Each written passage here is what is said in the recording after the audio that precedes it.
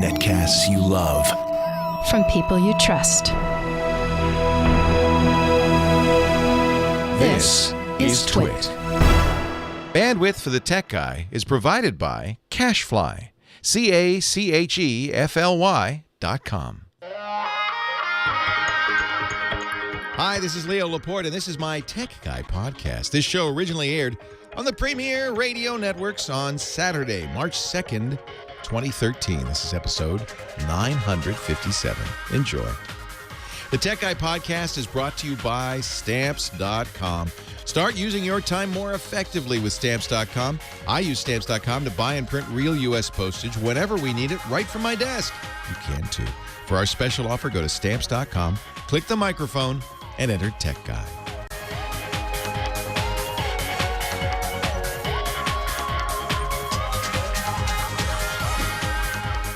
Well, hey, how are you today? Leo Laporte here, the Tech Guy. And it's time to spend a few hours talking about the latest in technology. That's what we do here each and every weekend. I'm glad you're here.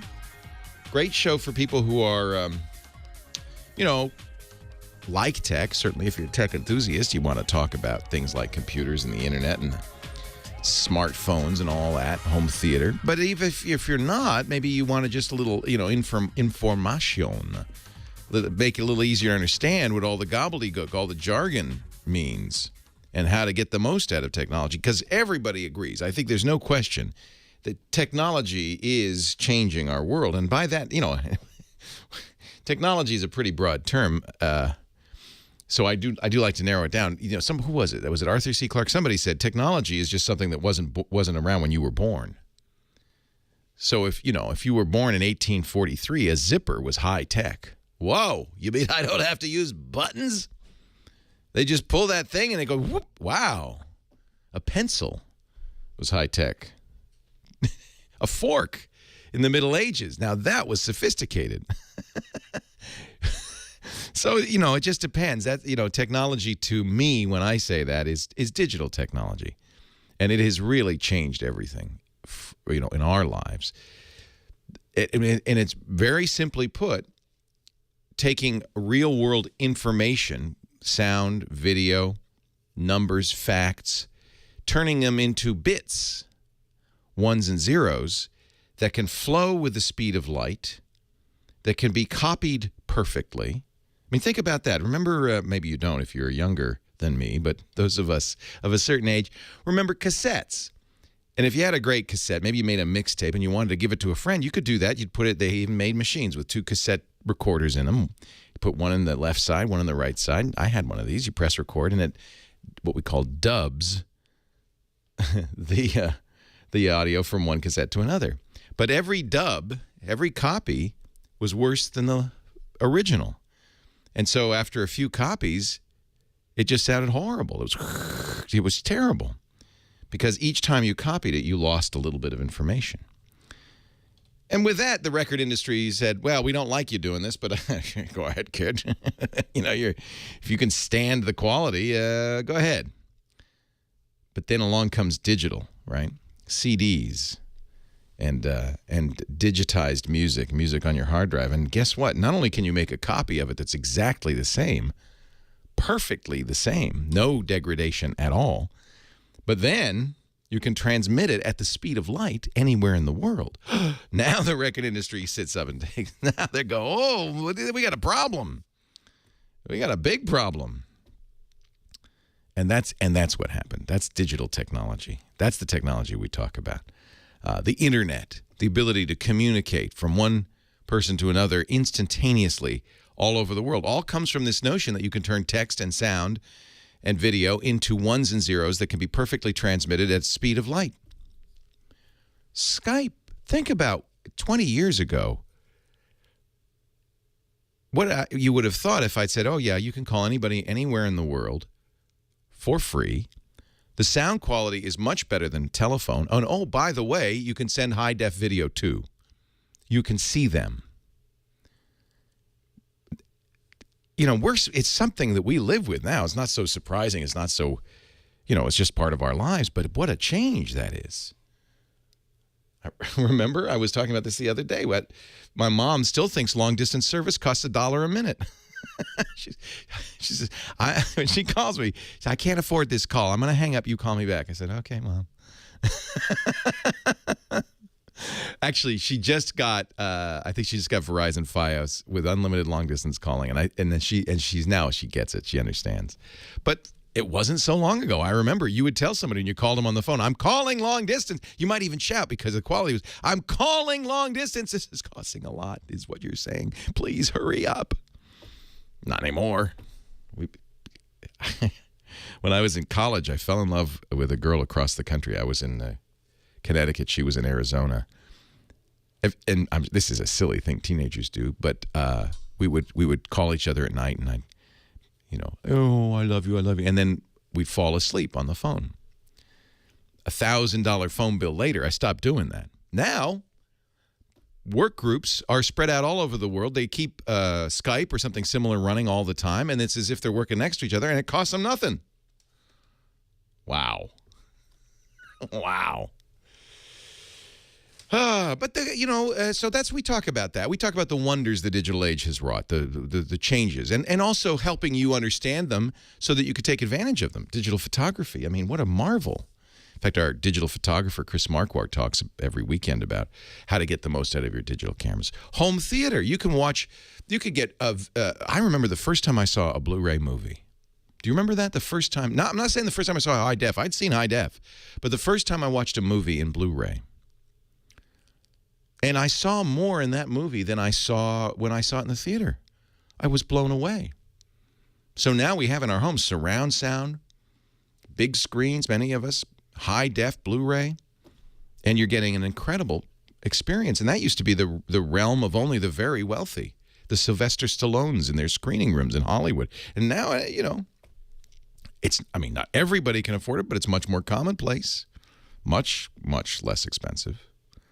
We'll be talking home theater, in fact, at about hour with our home theater guru, Scott Wilkinson of the AVS Forums. So we've seen wonderful changes, but then we also talk about the negatives, because there's also problems. For instance, do you use Evernote? I love it. Here's an example. It's a program I talk about all the time. I love Evernote. It's a free, although there's a premium version as well. I guess freemium is what we call it, free and premium. So you can use it for free, but if you want a few extra features, you pay a little bit, and it's not very expensive. So it's freemium. And I think the majority of users just use the free version, but it's so cool that it's really useful. Well, Evernote, which I've recommended. In fact, I remember the CEO of Evernote told me last year, 5% of all Evernote users cite me as the guy who got them started. That's because when I found Evernote way back in probably was Windows 98 days, it was to compete with OneNote, and I just fell in love with it. And as it spread to Macintosh and then smartphones and everywhere else, I put it everywhere now. So it's on every device of mine. Well, that's the good news. The bad news is they just got hacked. Evernote's operations and security team has discovered, according to their blog post, and blocked suspicious activity on the Evernote network that appears to have been a coordinated attempt to access secure areas of the Evernote service. Now, if you're like me, you store credit card numbers, passwords, all sorts of private information, including my social security number. I probably shouldn't tell you that. I do store it encrypted, but I store it on the Evernote service. They have encryption, and I would recommend using it. In our investigation, says Evernote, we've found no evidence that any of the content you store was accessed, changed, or lost. We have no evidence that any payment information for Evernote Premium was accessed. However, and I'm reading from Evernote's blog post about this, and I applaud them for being so forthright.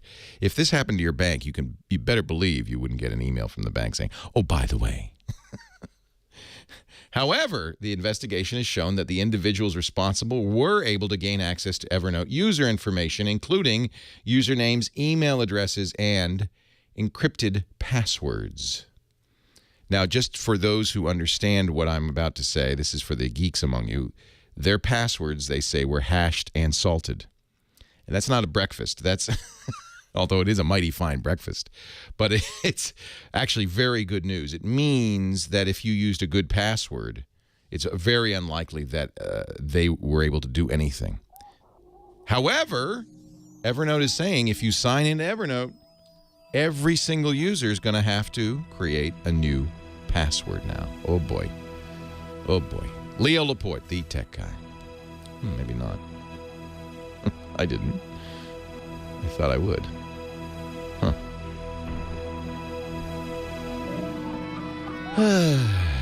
That's the bad news. All right, let me open up my call. Hey, do you have a crystal ball?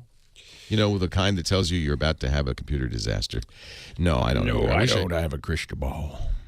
No, I don't. Oh, let me start up the chat room in here. I love this computer. I love it. I love it. I love it. I love it. I love it. I love it. I love it. I love it. I love it. I love it. I love it. I took it home to play with it. That's how much I love it. Boy, and you compare the two. So I got two Windows machines in front of me. This is the old HP Compaq convertible tablet with built-in stylus.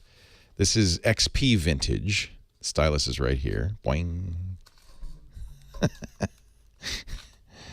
So this was, I guess state of the art in, what would you say? Maybe 2003 or 4, thereabouts. And this is the latest. It's about, well, this is maybe 6 pounds. This is half as much as, less than. A lot thinner. No stylus. It's touch screen. And the operating system is now designed to work with touch, which is fabulous. Not convertible. I don't care about that. It does lie flat, but I don't care about that either. Maybe not as good a keyboard. The key travel is less, and it does not have a dedicated function key row. But a better trackpad, much better trackpad. Family slide. Cost, this is probably $500. The new one is about $500 less, right? And boy, the screen is a heck of a lot better. And the reliability is a heck of a lot better. On the other hand, this computer is still going after, of course, I only use it for call screening. It's actually, maybe I shouldn't say it's still going because it seems to have been stuck here. Oh, I know why, because I have to reboot probably because I popped out the stylus.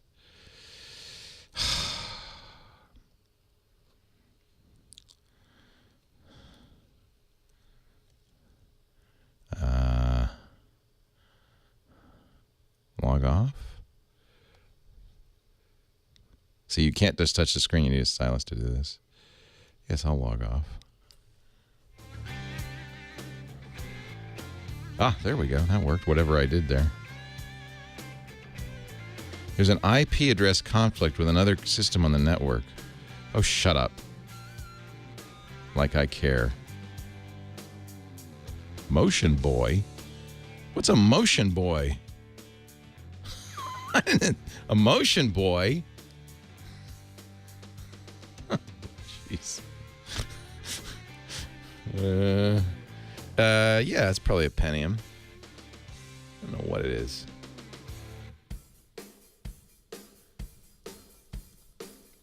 I don't know what it is. Motion Boy. It says a new device has been installed, a Motion Boy. I think it's very confused. This S7 did not cost $16.50. It cost, I'll show you how much it cost. I think it was $15.50. Hey, Leo. Hey, how are you, Gina? Gina, great. How are you? Good. Good. Can you see your calls? I'm just logging in now. I had a little Perfect. We have Motion a Boy slow problem. one. Thank you. Oh, yes, bring more Lacanto. More Lacanto. So this is the one I bought. Just so you know. $14.56. It's the S7 391 9427. That's the specific of it.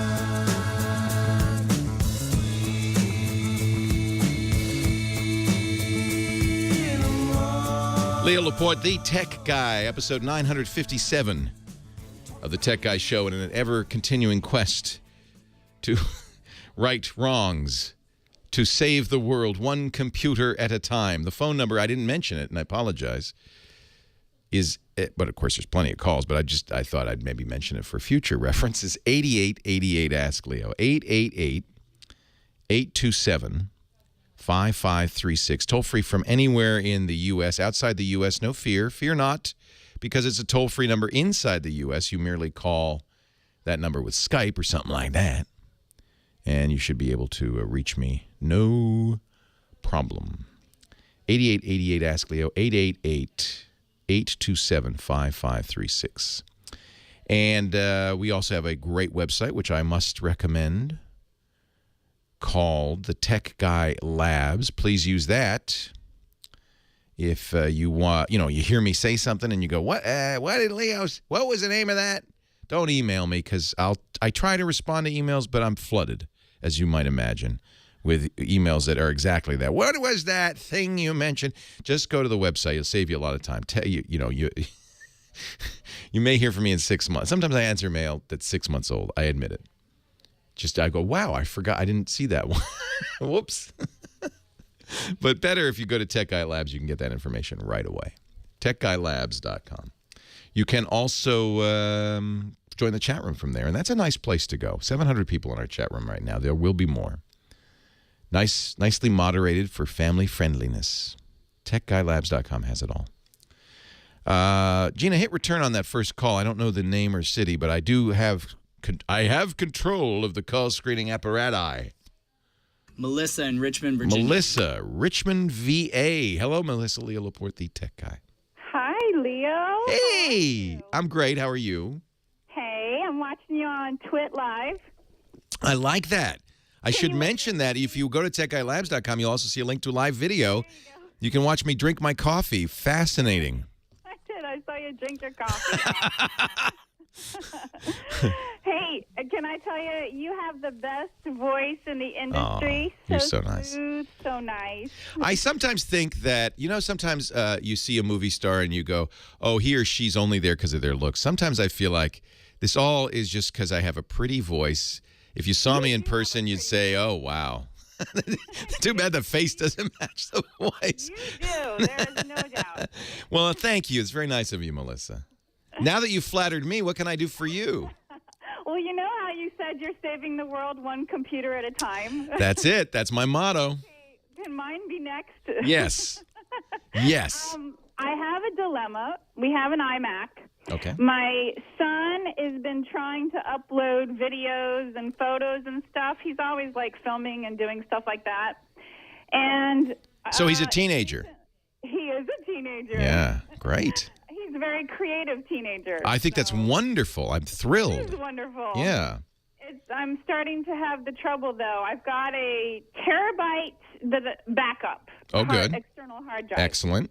And, I use Time Machine or whatever that's called. That's it. And the problem is it's now saying there's too many items in our startup disk, and it won't let him upload any more videos or sync his iPod or anything. Yeah, so Full. I'm sure it's a giant drive nowadays. They're talking about the internal iMac drive, and it's full. I have an older one, so it probably is full. Yeah, it's full. But you know why? That's because Junior keeps loading it up with videos and never takes the old ones off. Well, we did delete a bunch of stuff last night. We'll delete more. We didn't put a dent in it. Yeah. Okay, so the trick is to delete the big stuff. And the big stuff is look at video's the biggest. Does he use, what does he use to edit his video? iMovie? iMovie. Yeah. But he doesn't like the one we have on my laptop, which is the newer iMovie. He likes the old one. Yeah, they really changed iMovie, and he's not alone. A lot of people don't like it. Whatever he likes, that's fine. But you want to delete those old iMovie projects. I wouldn't either. Most people don't. They never delete anything until they get this warning that says, hey, guess what? You filled the drive up. Now, a couple of things you could do. Isn't that what takes up the most space, the videos? Yes. And the Oh, by far. By far. And you can figure out, there are programs that will let you look at the drive graphically and see what the biggest ones are, et cetera, et cetera. But really, anything over a gigabyte you probably want to delete. Now, here's the key. You do have a backup on your terabyte external drive. But one copy of something does not a backup make. A backup means this is the second copy. So the minute you delete the original, you're running that to the metal. You're scared. So that's called, that's not a backup. So what you probably will want to do at some point is go get another drive. That's what I wonder. They're not expensive. I just bought, I can't believe how cheap they are. I bought for under $100. I bought a 2 terabyte external drive. And where did you find it for under 100? I think it was probably Amazon. Let me. In fact, I know it was. Let me just tell you. I'll tell you what I got. It doesn't mean this is the only one or the best one to get, but it is what I ended up getting. Let me scroll down here. It's a Western Digital My Passport. Oh, I saw that one. Yeah. I'm sorry. It was not under 100. I lied. 2 terabytes is 156. But I was gonna say you got a good deal. $100 for a single terabyte. Okay. And yeah, that's, but you go to a big box store, you go to your Costco, your Sam's Club or whatever, that price club, they'll have very inexpensive. I see for $105 a Seagate 2 terabyte. They're not expensive. Okay. And pretty, they're also a commodity by which I mean like pork bellies, they're all the same. It doesn't really matter. Right. So, any decent company. So if you get what you pay more for is the fact that it's pretty and external and all this. But this Seagate 2 terabyte is $105. That's not bad. Okay. You plug that in. And I can just put like all the videos and photos on that? Yeah, actually, probably the best thing to do is use a program for the Mac called Super Duper, which is free. Super Duper. Just Google Super Duper. And it will you can keep that other drive plugged in. It will automatically synchronize. You can have it running all the time, and it'll automatically synchronize so that second drive, it's not a time, keep the time machine, that's nice to have, but that second drive is a bootable duplicate of the internal drive. Really? And Yeah. it's called, and the software is Super Duper, and is that a free software program? It's free, and then you get a few more features if you pay more. Oh, okay. But you don't need to, and every Mac user should have Super Duper in addition to Time Machine. It's from Shirt Pocket Software. Nice. But if you just Google Super Duper, don't go to superduper.com. That's not it. It's shirt-pocket.com. And it's not expensive if you want to buy it, but it is that just gives you scheduling, smart updates, scripting, things that are kind of more advanced. The basic feature that I just described is free. It's free. Awesome. Yeah. That is a great tip. I didn't know about Super Duper. Oh, everybody, because we have Time Machine, I think a lot of Mac people say, that's plenty, but it's not. And I like to have what I like to have is a drive that is duplicate of the internal drive that I can boot up to, and then you can also make a folder that says old stuff on that. It's so big you have plenty of room to make a bootable copy of that drive, and then move all the movies off of it and have an old stuff drive too. You can do it all. Awesome. Yay. And you do want to encourage your son. He could be the next Spielberg. You never know. This is retirement money. Leo Laporte, the tech guy. USB 3 is awesome. So if you do get the new Mac or any Ivy Bridge computer, this Acer, for instance, the USB 3 is so fast. So what I did is I bought that. So the reason I bought that Passport is I'm setting up, as I have told you a couple of times, I'm setting up for travel. In the fall, we're going to go on a big trip, and I want to take a lot of pictures.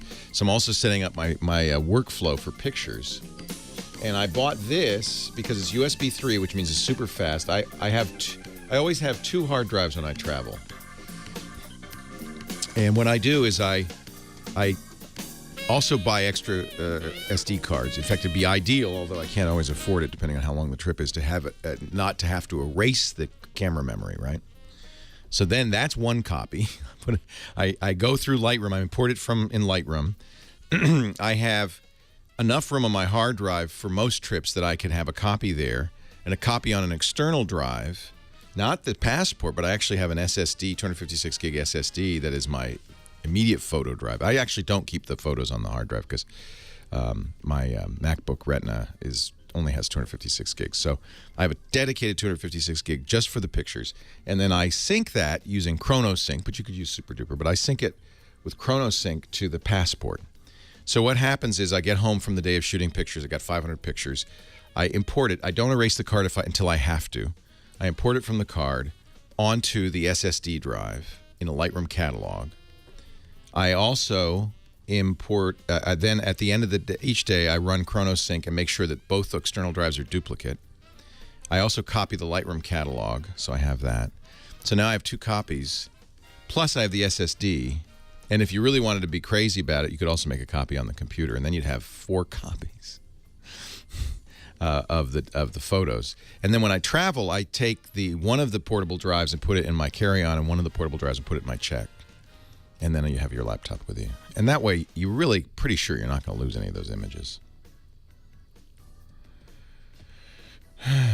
Yeah, I'll probably do Metro Scenes. In fact, let me go to your Metro Scenes Italy pictures.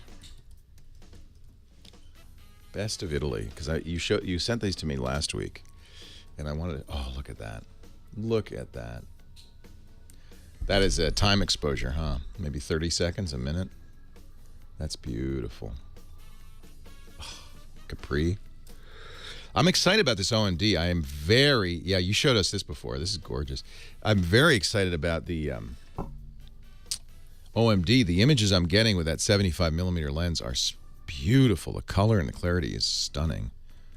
I could show you a few of them if I had the right laptop, but I don't. So that would be the third thing. If I have plenty of bandwidth as I travel, I would upload the best images to SmugMug, and then I know that I'm never going to lose those. Look at that. These are gorgeous. Really pretty. Oh, look at that. Love them. Yeah, the 75 Prime Dilly. It's a really, I think it's my favorite Micro Four Thirds lens now.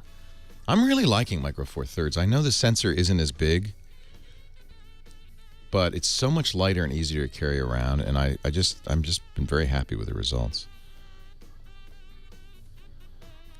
Oh, I love that. Those great old Fiats. Well, that's the trick for me, G. Scott, and I'm lazy. So I have yet to go through my pictures from my last 2 trips, South America and Australia. I've picked some, but I really have. What I should do is go through it in Lightroom, scan them, and really do the job on them. Okay, Scott's here. Hey, Scott. Hey, Leo. Our home theater guru. He is the now. What is the title at AVS Forums? Editor. He is editor at avsforum.com, which is fantastic. One of my favorite. Well, I've been using it since it was just a forum, but now they're adding editorial content, which is great. But a great place to find information about video.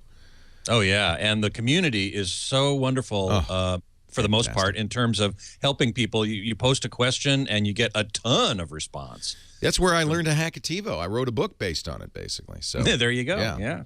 He's also an editor at hometheaterhifi.com and the host, most importantly, from my point of view, of the Home Theater Geeks podcast each and every Monday, 1 p.m. Pacific, 4 p.m. Eastern Time. Sorry, 2 p.m. 2 p.m. Pacific, 5 p.m. Eastern Time on Twitch.tv. Now, Scott. Yes. Let's talk home theater. What do you got? Well, I wanted to just make a quick comment about the question I answered last week, which was a guy who has a Blu-ray player with HDMI out and a receiver that did not have HDMI in. And he was mostly interested in listening to music, and that's easy. You just connect the optical or coaxial digital audio output from the Blu-ray player to the corresponding input on the receiver, no problem. But for HDMI, we were concerned during the air time. I said, well, if you take the component video output, which are the 3 video connectors, red, green, and blue, they're color-coded, you're only going to get standard definition. But then off the air, you reminded me of a really important product called HD Fury, which takes HDMI in and sends out component high definition. So that's the solution to that problem. And this was the first we'd heard of it, and we thank the chat room for that suggestion. Absolutely. Absolutely. I had, in fact, HD Fury. Yes. And it's a very simple device. You just plug HDMI to the input and component to the output, and it's high definition output to your component input on the AV receiver, and you've got high definition. So just want to make sure everybody knew that, because that's kind of important. Yeah. So next question. I got a couple of them here. One is from Ed Evans, who asks about the break-in period for an LCD TV. Now, we all know about plasma and what's called image retention. Plasmas have this problem, although it's very much reduced from the way it used to be in the early days of plasma, where if you keep an image on the screen too long, the image will be retained on the screen. It'll be like a little ghost. For example, news tickers across the bottom of news channels, or if you're playing a video game and there are a lot of stationary elements. Those will eventually kind of hang around even as you're watching other stuff, and you have to go through some hoops to get rid of them. In the worst case, they can be permanent. Now, in the case of LCDs, it can happen, but it's far less frequent. It almost never happens. Then there's the issue of breaking in. With a plasma, you do want to run it for 100 hours or so before you do any calibration or adjustment to optimize it, because plasmas are based on phosphors, just like old CRT TVs. And those phosphors need to sort of settle in. So you want to run it, and generally run it with a full frame 16:9 high-def image for 100 hours or so. LCDs don't have this problem. I don't think you need to break them in or run them in, as they say sometimes, at all. Yeah. When I'm reviewing a plasma, I do let it run for 100 hours before I calibrate it and then start reviewing it. LCDs, I start right away. So the answer to the question is you don't need to run it in at all, really. It's not going to change over the first 100 hours. So the answer to the question is don't need to do it. Right. Right. Now, you calibrated my plasma, but it wasn't brand new. It probably had 100 hours on it. Sounds like you wouldn't want to calibrate it, though, until it had some time on it. Correct, because it's going to shift a little bit. Right. So if you calibrate it right away, then after 100 hours or so, if you were to measure it again, it wouldn't be right. It wouldn't be the best it could be. Right. So I'm sure you must have had at least 100 hours on that. I just watched TV for a month and it was done. What I normally do is I watched the Oscars, and that was so long that it was all broken in by the time I exactly. Yeah. Did you watch the Oscars this year? Horrible. By the way? Oh my gosh. I am Great not a fan of Seth MacFarlane. I'm a fan of Family Guy. I know it's very adult, and I think he's wonderful, but it's not the right venue for that kind of humor. It's not. It's not at all.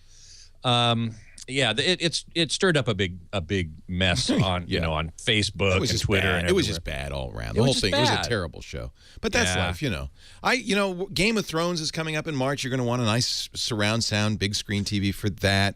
Absolutely. The Super Bowl. Think they're absolutely. So the Oscars. House of Cards on Netflix looks beautiful. Yeah. It really looks good. Although I can watch it on my laptop and be happy too. So I don't. There's some things that you really want surround and big screen experience. True enough. Usually those Game of Thrones, Super Bowl, that sort of thing. Yeah. Absolutely. Yeah. Absolutely. Okay, so I got a question from Todd Pittman, and he actually has an instrument. Now, when we calibrate TVs, really calibrate them, you need to have some instrumentation. You need to have what's called a colorimeter, which takes a look and measures the different colors on the screen and tells you whether they're close to being accurate or not. We have a very well-defined set of system standards that tell us red should be this color, and green should be this color, and blue should be this color, as defined mathematically. But you need a piece of equipment to measure that, to see how close it is. I mean, you can sort of tell by eye a little bit, but that's only very rough. So he's got this colorimeter called an i1 Display Pro, and he doesn't really know how to use it. Well, that's a problem because it really takes some training to really use it well. And unless you go and take the THX training course or the ISF Imaging Science Foundation course on how to calibrate, you could end up making the picture look a lot worse. Now, there is one way to get some of that experience much less expensively. Those courses are pretty expensive. They are. They are. And it's to go to a website of a friend of mine by the name of Michael Chen. He's actually going to be a guest on my podcast at the end of the month called TLVEXP.net. And what he does there is he offers a series of videos that go through the entire calibration process. So I definitely recommend that for anyone who wants to learn more about how to actually fully calibrate the TV. There are two different things in TV setup. One is basic setup, which is setting the brightness, contrast, color, tint, and sharpness settings. Those are what are called the 5 basic user settings. And they're in all TVs. They might have a slightly different name in some cases. Sony might name it something different than Samsung. But those 5 controls are always there. And go ahead. Yes. I was just wondering how much it costs to have a professional calibrator do this. Several $100s. Okay, so that's what we're saving here. Yeah, we're saving several $100s. Okay. Now, it's going to cost you a lot more than that to get the training. But if you're a geek and you really are digging in this stuff and really want to get into start it, charging your friends. Yeah, exactly. You've been trained. You did the Dolby training? THX. THX training, okay. THX training, and I've sat in on the ISF training as well. I haven't actually, gone through the whole thing and everything, but I did go through the entire THX training. So I am certified by THX to do calibrations. And if you can claim that, you can go out and make money by charging to do this. You also need the equipment, though, and this I1, it's letter I, numeral 1, will help you do that. Scott Wilkinson, avsforum.com. Thanks for joining us. Leo Laporte, the tech guy. More calls right after this. We'll put that in the show notes, James. Actually, Yes. We'll let Scott talk some more. How about that? Hey, I'm happy to. People love the Scott Wilkinson show. By the way, When just we built the Tech Guy Labs, we chose to do as a continuation of that question, he was also asking about the software to use, because you do need to use some software with this thing. And the software I use and that I recommend is called CalMan from a company called SpectraCal. And the basic software package is $150. So, okay, you got to spend $150 on the software. That meter, I think, is around $1,000. I'm not 100% okay, so sure. you're not going to do this to save money, obviously. No, you're not. You're doing it because you're a geek. Right. And you really love that. You're really a video geek. And you're a video geek in particular. That's exactly right. But this guy's already got the meter. So, okay, so we'll count that he's already got the meter. He wants to know what software to use. It's the SpectraCal CalMan, $150. And then go to Michael Chen's website, which is James is asking me to repeat that, and I will. It is, as soon as I get up here, I want to make sure I get it right. J.C. Calhoun says, or you can get your own radio show, get a home theater guy on it as a guest, and then get him to calibrate your TVs for free. That's one way to do it, yeah. Have him stay in your house. Yes, exactly. TLVEXP. This says .net, but I know it's also .com and .ca because he's actually in Canada. We broke it, by the way. Oh, we did. Yeah. Uh-oh. So TLV is the laser video, and then EXP is short for experience. Yeah. So the laser video it's experience. broken. TLV. So just go there later. Yeah. Because everybody went there all at once, and now he's cursing Scott Wilkinson. He's cursing me, and when he gets on my show later this month, he's going to go, curse you. Tell him, get a Squarespace site next time before you come on the show. Right. It says forbidden? No. James DeRuvo says it's forbidden. It's just broken. It's just broken. Yeah. Anyway, so that's the... Too much traffic, James. It'll be back. You could put it in the show notes. That's fine. Yeah, I would say so. I mean, I've been there plenty of times. So anyway, anybody in the chat room have any other questions? I saw something up here about Plex85 talks about the THX app for iPhone. Later it'll be for Android, but for now it's just iPhone. But the chat room here says that it's for calibration. I meant to make a distinction between setup, which is those basic 5 controls, and full calibration, which is what the letter writer wanted to know about. That's what requires the expensive equipment and training. But if you just want to do the 5 basic controls, you can get this THX app. I think it's $2. and put it on your phone, and it's really pretty cool. Actually, helps you set those basic controls with a walkthrough and examples. It's really pretty cool. So I do recommend that. Sarah Jane UK, hey, how you doing? Waving at you back across the pond.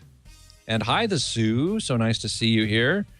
Boy asks, which AV amps can be controlled by iPhones?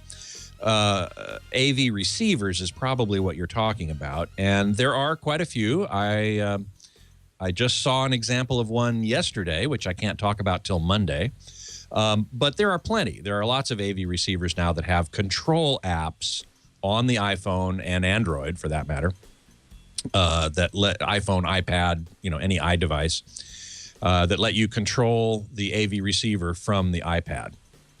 Now, I don't particularly like doing it that way myself because I don't like having to look at the thing and find buttons by sight. I rather have physical buttons and find them by feel, especially in a dark room. All right, Scott, thank you. My pleasure. All right, see you later. You bet. Okay, Leo, Nod 32 is your live read. All right, thanks.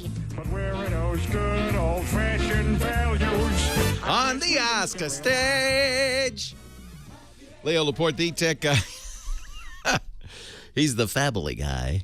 8888 Ask Leo. Once again, Scott will be back. Scott Wilkinson does our show every week, but he also does a podcast every Monday, 2 p.m. Pacific, 5 p.m. Eastern Time, called The Home Theater Geeks. And you can watch that live at twit.tv or download on-demand audio and video after the fact at twit.tv/HTG. Let's go to, who's on line 2? I don't see names and cities, just questions. Lewis. Hi, Lewis. In Hollywood. In Hollywood. Leo Laporte, the tech guy. Hi, Leo. How are you, sir? I'm great, Lewis. Thanks for calling. Leo, I'm calling about an external hard drive that has become read-only. Ooh. It's connected to it's a friend's. I'm calling for a friend. Okay. Yeah, sure you are. Yeah. No. In this case, I believe you. It was previously connected to a Mac running 10.2. Yeah. And was not accessed for about 2 years. Yeah. But when it was accessed, was working fine. It's now connected to a Mac Mini running 10.7.5. Yeah. And it's a Mac store, 250 gig. There's still plenty of room on it.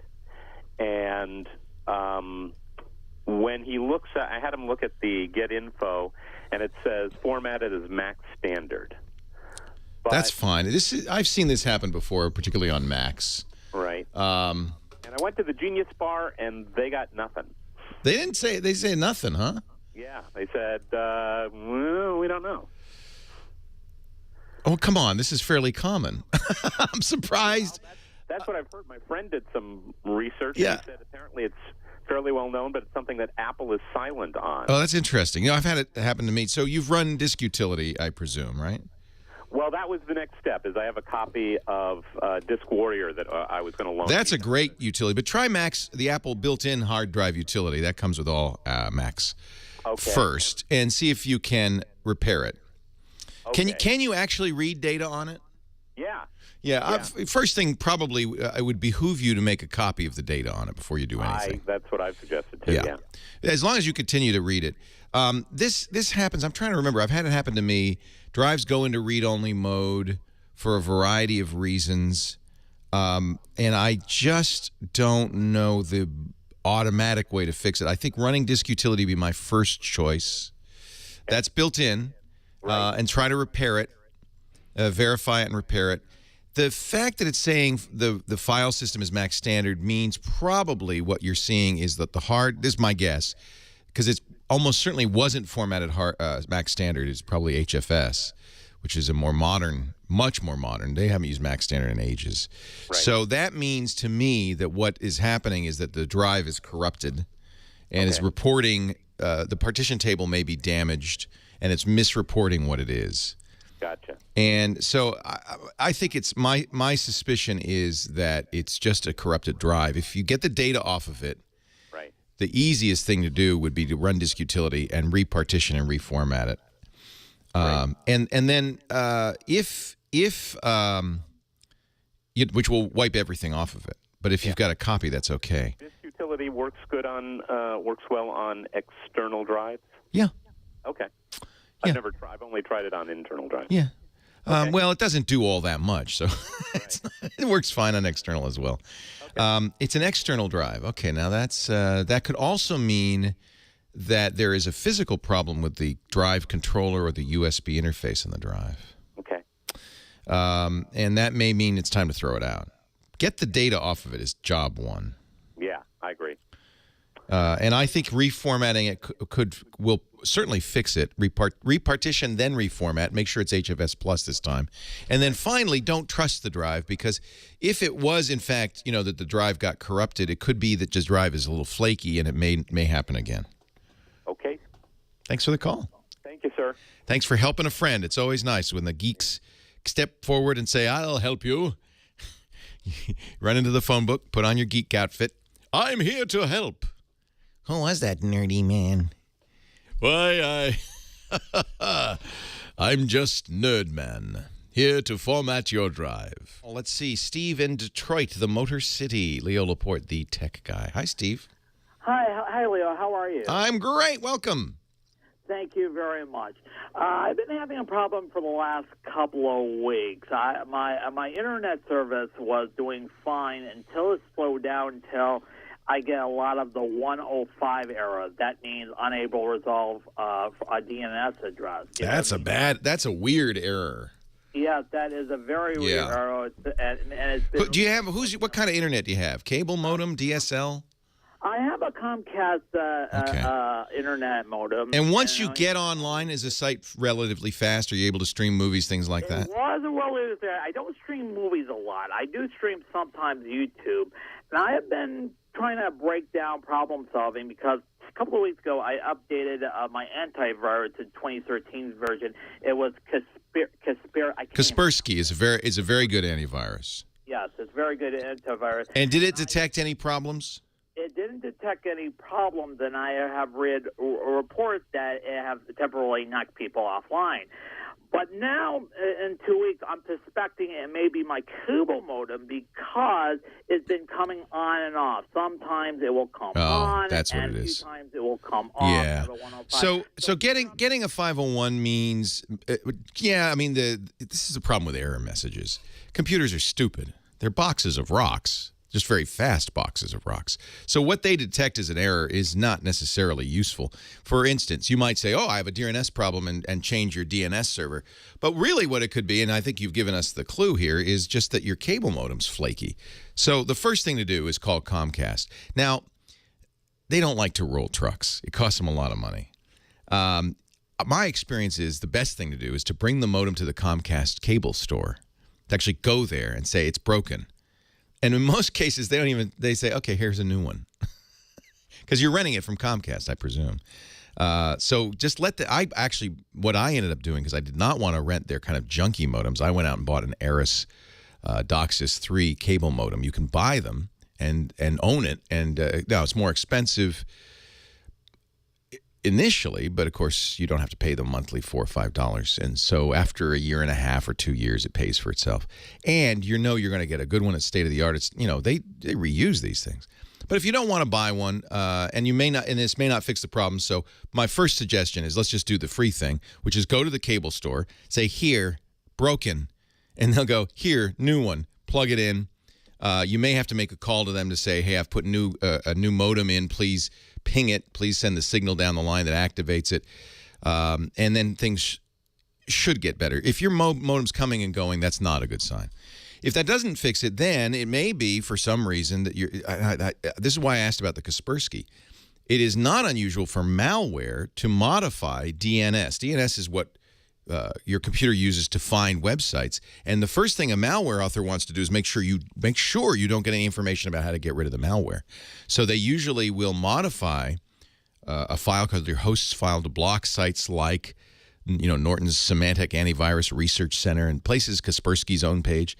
If you can't get to Kaspersky.com, for instance, that's often a sign that you've got malware. The malware's blocking your research, blocking your ability to get rid of it. So, but if you're sure you don't have malware, get the cable modem fixed. That sounds like the problem. If not, You might want to change DNS. We'll talk about that when we come back. Leo Laporte, the tech guy.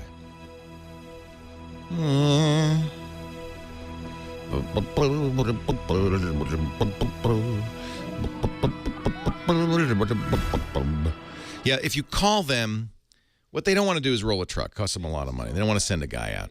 But so was a great thing that I discovered is if you go to the cable store, you can swap gear out, just tell them, hey, it's not working. And they don't test it. They don't question you. I had a bad DVR. So I brought it in, and they say, yeah, here's a new one. Because you're renting it from them. They'll test it in the back. They'll get the geek to test it. So usually that's really the thing to do. And often when they send a guy out, it doesn't really fix the problem anyway. So just go to the cable store. That's one of the nice things about that one. All right. Scott Wilkinson has been very patiently putting up with me because he wants more airtime. Hey, I always love that airtime. Take it away. I'll be back in about 5 minutes. No problem. Happy to do it. So, chat room. Questions. Let me know. We've been talking about in the chat room, we've been talking about the Samsung 5000 and 6000 LED TVs, which I still think are very good. They're last year's models, but the E5000 and E6000, this year's models will have an F in their model number. Samsung has developed this model number convention where each year they increase that one letter in their model number. So 2013 is going to be F, and they've got another 20 years or so to go before they have to change their model numbering scheme. But in any event, I think that the E5000 and E6000 are still very good. The one caveat that I say as much as I can, just so that you know, is that it's LED illuminated, and when you're watching a movie and you go to a black screen between scenes, this is called an interstitial screen. And when you go to that black screen, the LEDs that are illuminating the TV, the picture, drop down to absolute zero. They just turn off. And then when a picture comes back, they come back on. That can be a little distracting. And I just want to make people aware of it because it happens. And if it disturbs you, then you're going to be mad at me for recommending it. So I want to make sure that everybody understands that it does do this, and it can be a little distracting. But other than that, it's a great TV. I found it to be wonderful. It looked great. It did not have the uneven illumination that edge-lit LCDs have because the LEDs on this set are, in fact, behind the screen. So that is what I like to say about that.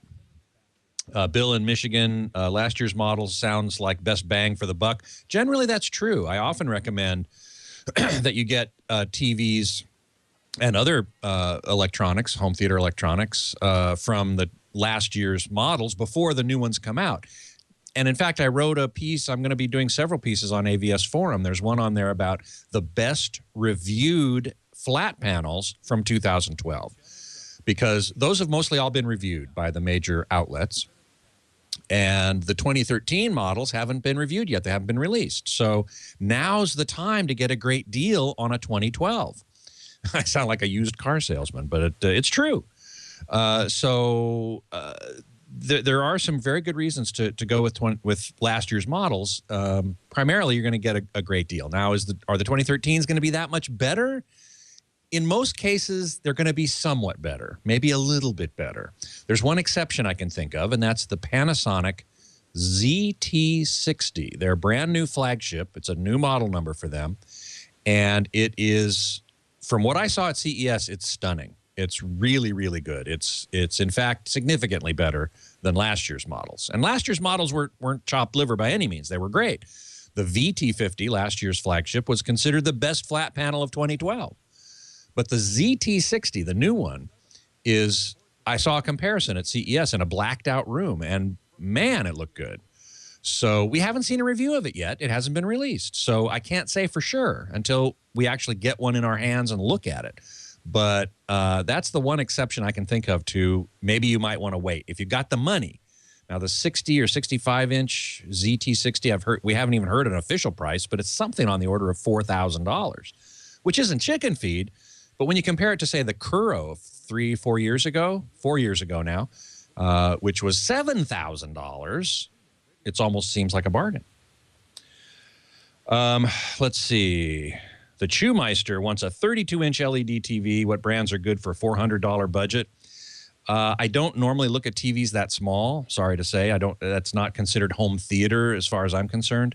But generally speaking, the brands of LED TVs that I really like are Vizio for the low cost, budget minded, Sony, and Samsung.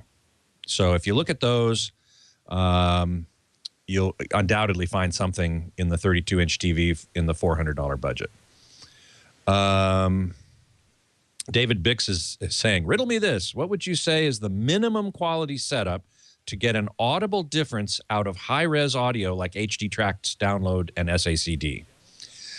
Well, that's pretty hard to say. There are so many factors in that question that it's difficult to quantify. I think you'll hear the difference between SACD and regular CD on any decent system. I'd say you'd probably want to spend on a sound system a minimum of $1,000, maybe minimum, to get a decent quality sound quality in general.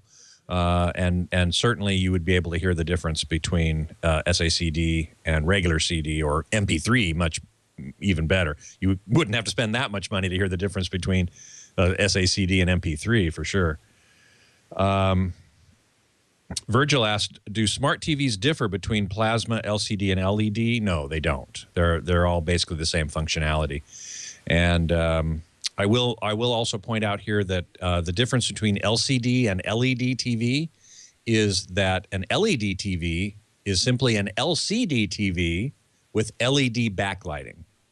And a lot of manufacturers have taken to calling that an LED TV, which is a misnomer. It isn't actually using LEDs to create the picture. It's only using LEDs to shine a light through an LCD panel, which is used to create the picture. So Geekanuk says the Panasonic TC P60 ZT60, that is the 60-inch ZT60, is due for release in May and will sell for around $4,000, as I have heard.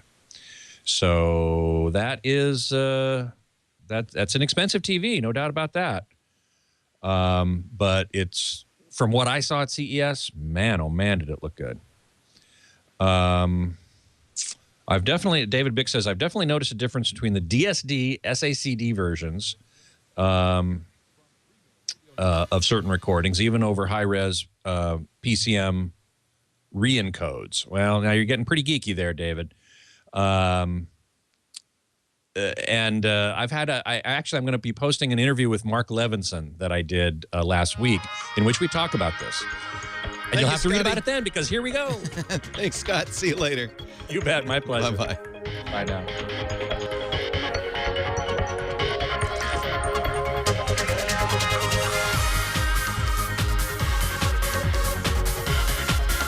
I need an old hippie and a young priest. Oh, I got him in the chat room. Well, hey, how are you today? Leo Laporte, the tech guy here. Time to talk about computers, the internet, cell phones, camcorders, home theater, all that jazz. 8888 Ask Leo. That's the phone number, 888-827-5536. That's toll free. Anywhere in the U.S. of A. Outside the U.S., well, no problem. Just call via Skype or one of them things. One of them VoIP over the internet things.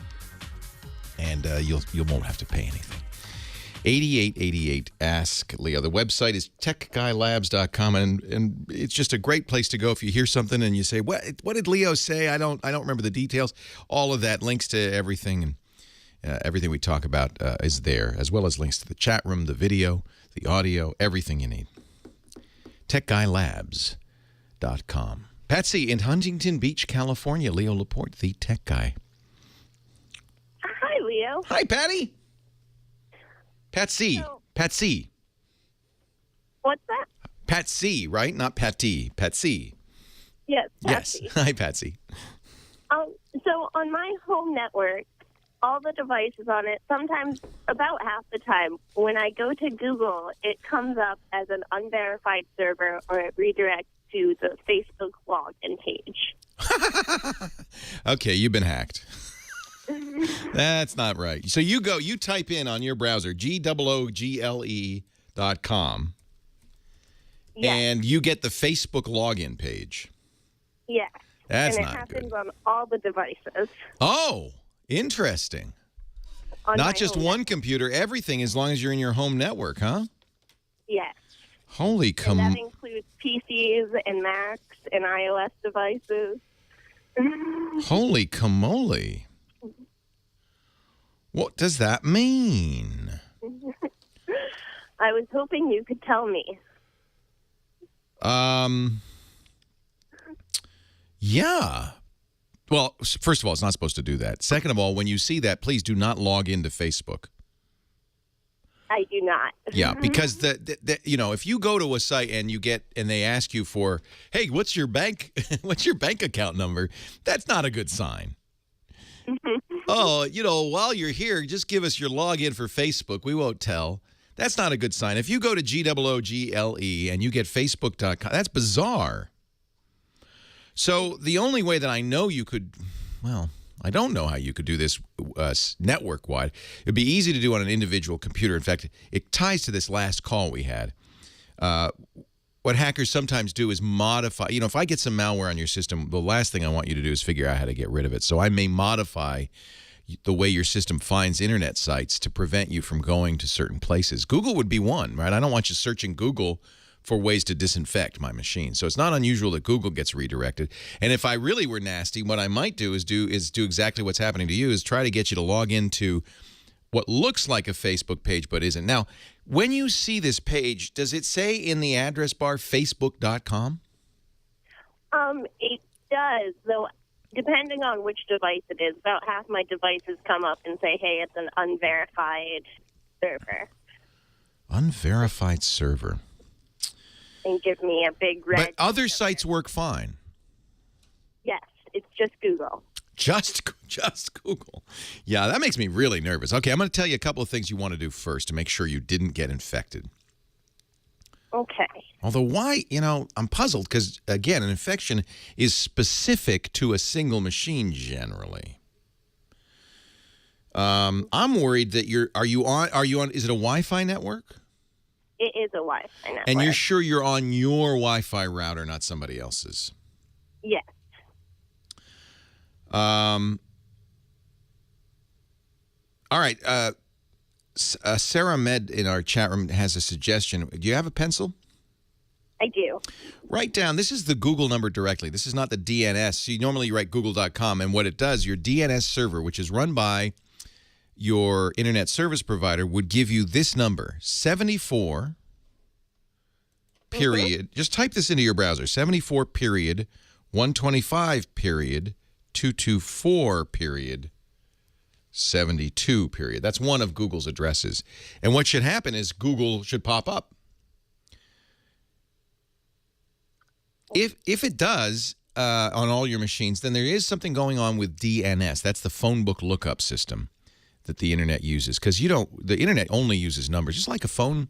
It's very, very, very analogous to the telephone system. You're calling John Doe, but what you need is John Doe's phone number. So you look it up in the phone book, or you call 411, and they say, okay, we'll connect you. That number is 1, 2, 3, 4, 5, 6, 7, 8, 9, 10.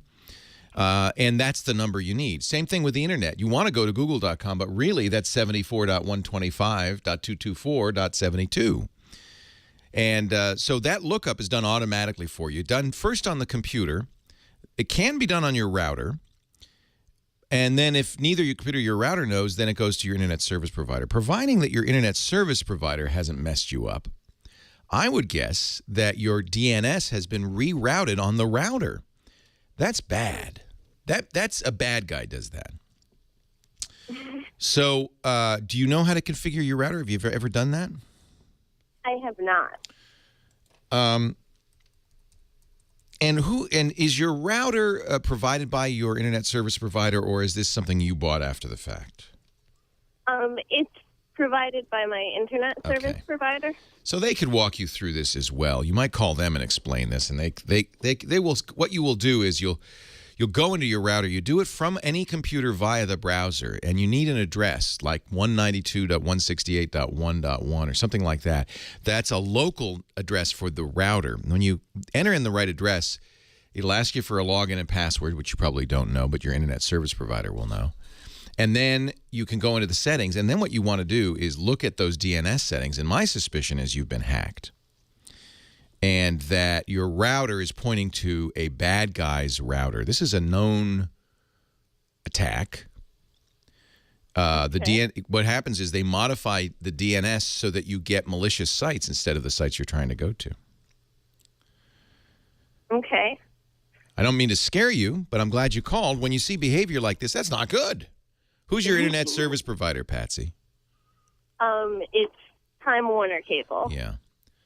So you might call Time Warner Cable and say, hey, what the heck?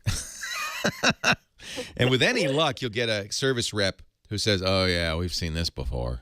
Do this, this, this, and this. Okay. But I think what you want to do, my best guess, because it affects the whole network, that means it's not any one computer. It's the one thing that they all have in common, which is that cable modem / Wi-Fi router. Mm-hmm. So that's been modified to point you to a malicious DNS server. This happened before. In fact, the FBI arrested a bunch of Estonian hackers and took over their malicious DNS server, their phone book, and in fact, we're providing the phone book for people who'd been hacked for several months, which I thought was a dumb thing to do. It sounds like that's what's gotten messed up on your system, and all you would need to do is reconfigure the DNS numbers. They're in the router. It'll say DNS, and it'll have at least 2 different DNS numbers. And you reconfigure that either to use Time Warner's numbers, which they'll provide for you, or, and this is what I recommend for everybody, in fact, for our last caller too, there's a wonderful company called OpenDNS. This is free. They run their own DNS servers as a service to the internet. They do make money, they have other businesses, but the basic service is free. And they even have on opendns.com, they'll have instructions for modifying a router to use OpenDNS. There's some additional features. If you have kids, you can use OpenDNS to filter out adult sites. OpenDNS is usually faster. It's almost always more secure. It's a better DNS server. So that's the other thing to do, is to go to opendns.com, and they stop phishing and they prevent all this. So Patsy, I'm a little worried that your router's been hacked, basically. And what you want to do is unhack it. Help from Time Warner will be indicated. Leo Laporte, the tech guy.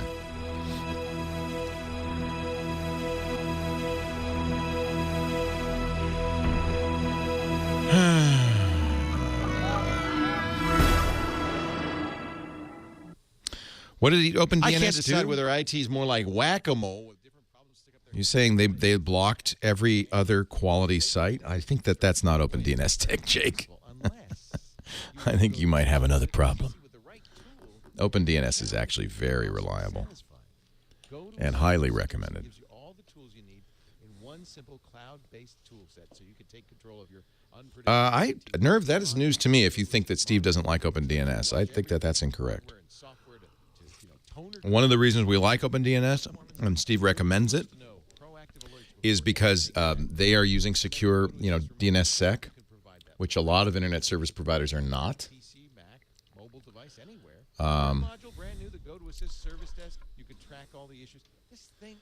I think you're wrong. So well done, so well thought out.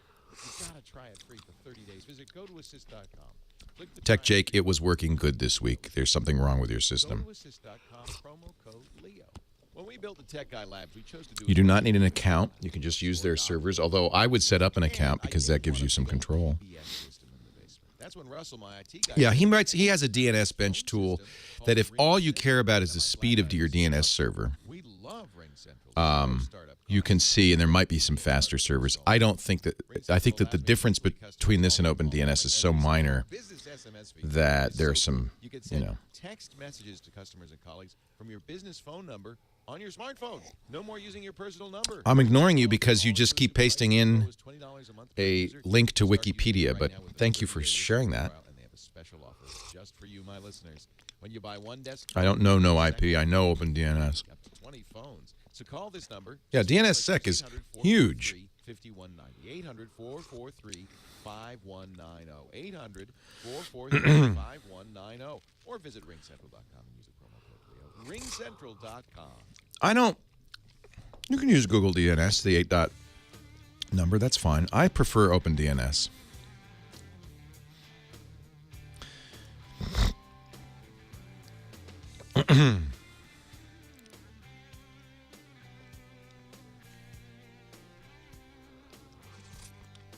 Another thing is, if you use DNS Bench, that just tells you what it is today.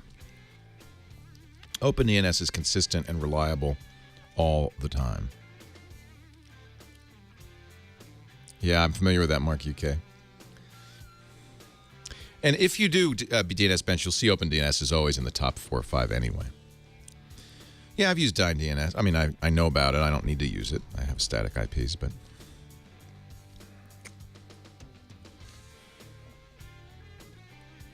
Almost all ISPs also hijack 401s. That's kind of the state of the art. And I don't think that that's a huge problem. If you don't want your 401s to go to a search page, then you probably shouldn't use OpenDNS.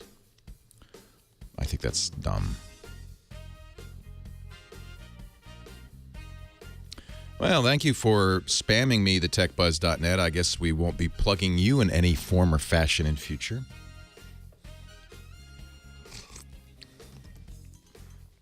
So successful, they need to come over here and spam us. That's good.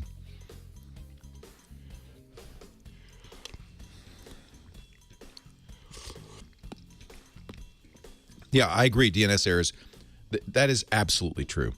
But what a lot of ISPs and OpenDNS do is they take those DNS errors and they send you to a search page. And it's a revenue model for them.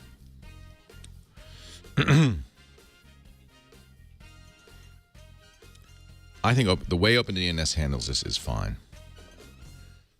But if you don't like it, don't use it.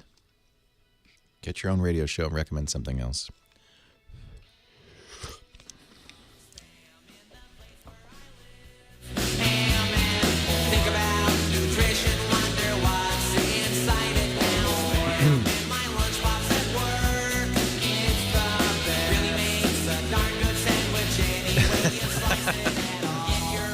Leo Laporte, the tech guy, 8888 Ask Leo. That's the phone number. You might wonder how our last caller, Patsy, had her router hacked, and I don't know even that it was hacked. It's something that sounds like it was going on, and it's something to be aware of.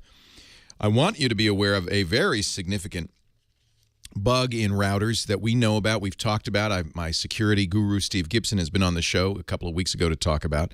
Just to remind you that there's a flaw in several thousand router manufacturers' routers that allows somebody from the outside to get into your router and mess with it. Do things like, for instance, this attack to change your DNS routing in your router.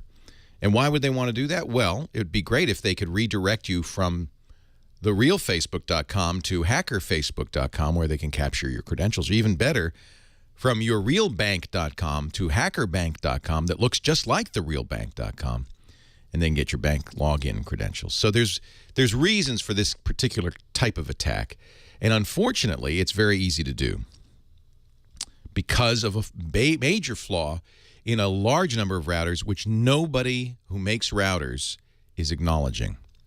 This is one of those things where they just don't want, they figured, well, it's so technical, nobody's going to talk about it. We'll just pretend it's not happening. There's no fix. They're not even acknowledging it. It's actually very disappointing. So how do you know if you've got this problem? It's very simple. Steve's written a little test at his website. He has a free service he's been offering for more than, I think, a decade, called Shields Up. It's at grc.com, the Gibson Research Corporation. And you'll see if you go to grc.com a link to Shields Up after a little ad for his commercial project. You spin right, you'll see below that, scroll down, Shields Up. You can all, and once you get there, run the test. Press the proceed button, and then there's another button. Look at usability, maybe not A+ here. Steve's kind of an old-fashioned guy, but the good news is it's very effective. And you'll see GRC's instant UPnP exposure test, and this is what you want to run. That's the flaw. Universal plug and play, which is a feature most routers have built in. If it's misimplemented, it will allow a bad guy to get into your router from the outside world and mess with it. So run this test to see if you're exposed. Even if you're not, what you want to do is go into your router settings. Go into your router settings and disable UPnP. Because that sometimes, but not always, fixes the problem. There are apparently some routers that doesn't even fix it. But run this test, and then if you get a positive, turn off UPnP in your router and run it again. The truth is, I tell everybody when they get a new router to turn off UPnP anyway. It's called Universal Plug and Play. Now, Patsy, if you go to grc.com, run this test, and get a green light, that's good news, but it may be still that your system was hacked in some other way. It is certainly an area of concern, and this, what you describe, which is I type in google.com and I get facebook.com, could be just something's messed up. The fact that it happens to your entire network, not just any individual machine, means whatever's messed up is messed up at the router, and you probably want to reset that at least, and if not, and maybe run this test to make sure it's not hackable. You don't want it to get hacked. And Time Warner should help you with this. The problem is there's this denial thing going on. The internet right now is rife with hackers. It doesn't take a lot of skill. A lot of these guys are kids, not adults. They're 15 years old. They aren't particularly smart or skilled, but they're smart enough to hang out in the right places where they can get these attacks. They don't have. We often call them script kiddies because they're in effect just running scripted attacks they don't really understand. Doesn't mean they're not effective. Furthermore, there are people making lots of money. Eastern Europeans, shady types.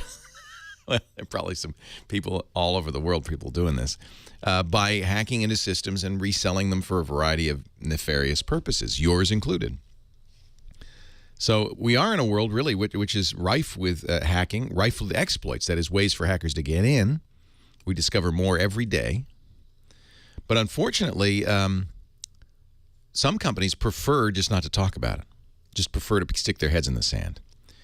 A lot of credit to Microsoft, which has taken the bull by the horn and said, all right, we're going to put out, every time we find a flaw, we're going to fix it. We're going to put out patches. They didn't always act that way, but in the last few years they have, and I think that that's really the right way to do it. In fact, they've been so effective that most of these attacks no longer attack Windows.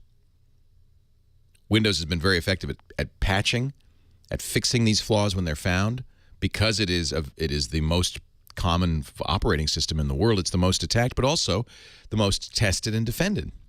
And so they've really been able to lock it down. So what have hackers done? They've moved to other attack vectors. Third-party software on your system, like Adobe Flash or Oracle's Java, both of which have been real problems, because those don't have the automatic update facilities that Microsoft has. And boy, if they can find a flaw in your router, the chances of you noticing and fixing it are minor. And as we can see, the router manufacturers they don't want to even know. They don't want to do anything about it. Too complicated. Too complicated. So, unfortunately, guess who has to fix it? We do. Sorry to say. 8888 Ask Leo. That's the number. If you want to talk about this or anything else, maybe except something cheerier, something nicer. Let's talk to Doug in Santa Barbara. He's next. Hi, Doug. Leo Laporte, the tech guy. Hey, Leo. Hey, Doug. Hey. Listen, my disclaimer is I'm not calling for anyone else but me. This is not a friend's problem. Okay, good. Listen, I do a rock and roll radio show here locally on a community radio station. I don't know if I can mention the name or not. Sure, of course you can. Oh, it's KCSB 91.9. When's your show on? It's on in 2 hours at 2:30 to 4 o'clock. It's called the Starship Trooper. Oh, sounds awesome. Everybody in Santa Barbara must listen. I hope so. We just got through with our fun drive, and everything's pretty cool. So, what can I do to help? Well, I didn't call about that, or indirectly I did. A friend and I want to start a podcast about, we're car guys, and we want to talk about cars. Great idea. And I remember you talking about some hardware made by Behringer. Yeah, Behringer has a kit. Now, if you're already in radio, one of the reasons I got into podcasting early on is I had all the gear.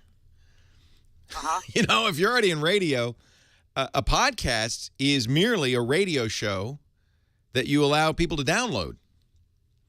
So you can use, now you may not, because it's public radio, you probably don't have access to that studio any other time.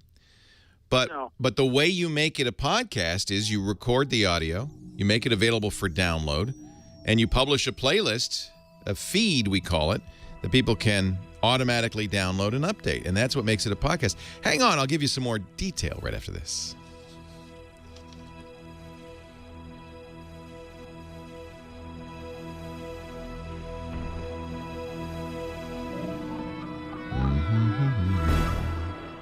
Ha ha ha ha ha.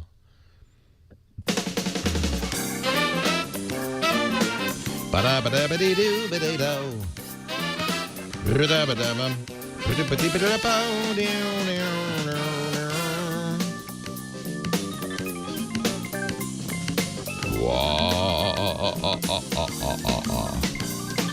yeah, because podcast is, well, for instance, we're not a podcast. I mean, you know, it's such a limiting description of I mean, we are an internet show, right? I haven't called a podcast in 5 years. Since 2005, I think. 7 years. We've always been a netcast because I kind of don't like, first of all, the association with iPod. Most of the people who watch us or listen to us do not listen or watch on an iPod.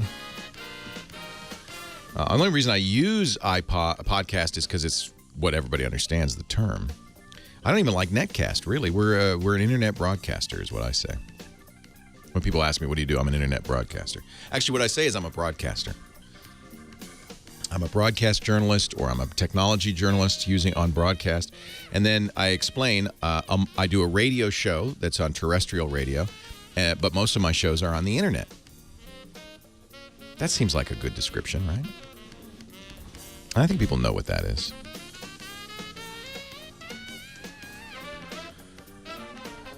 Oh, species, I could say whatever I want. It's not going to affect being sued. Say again? I believe he is. See if you can get him. If he's not there, maybe he's not. Let me see. Let me look at my email. I always forget to check for Johnny's email.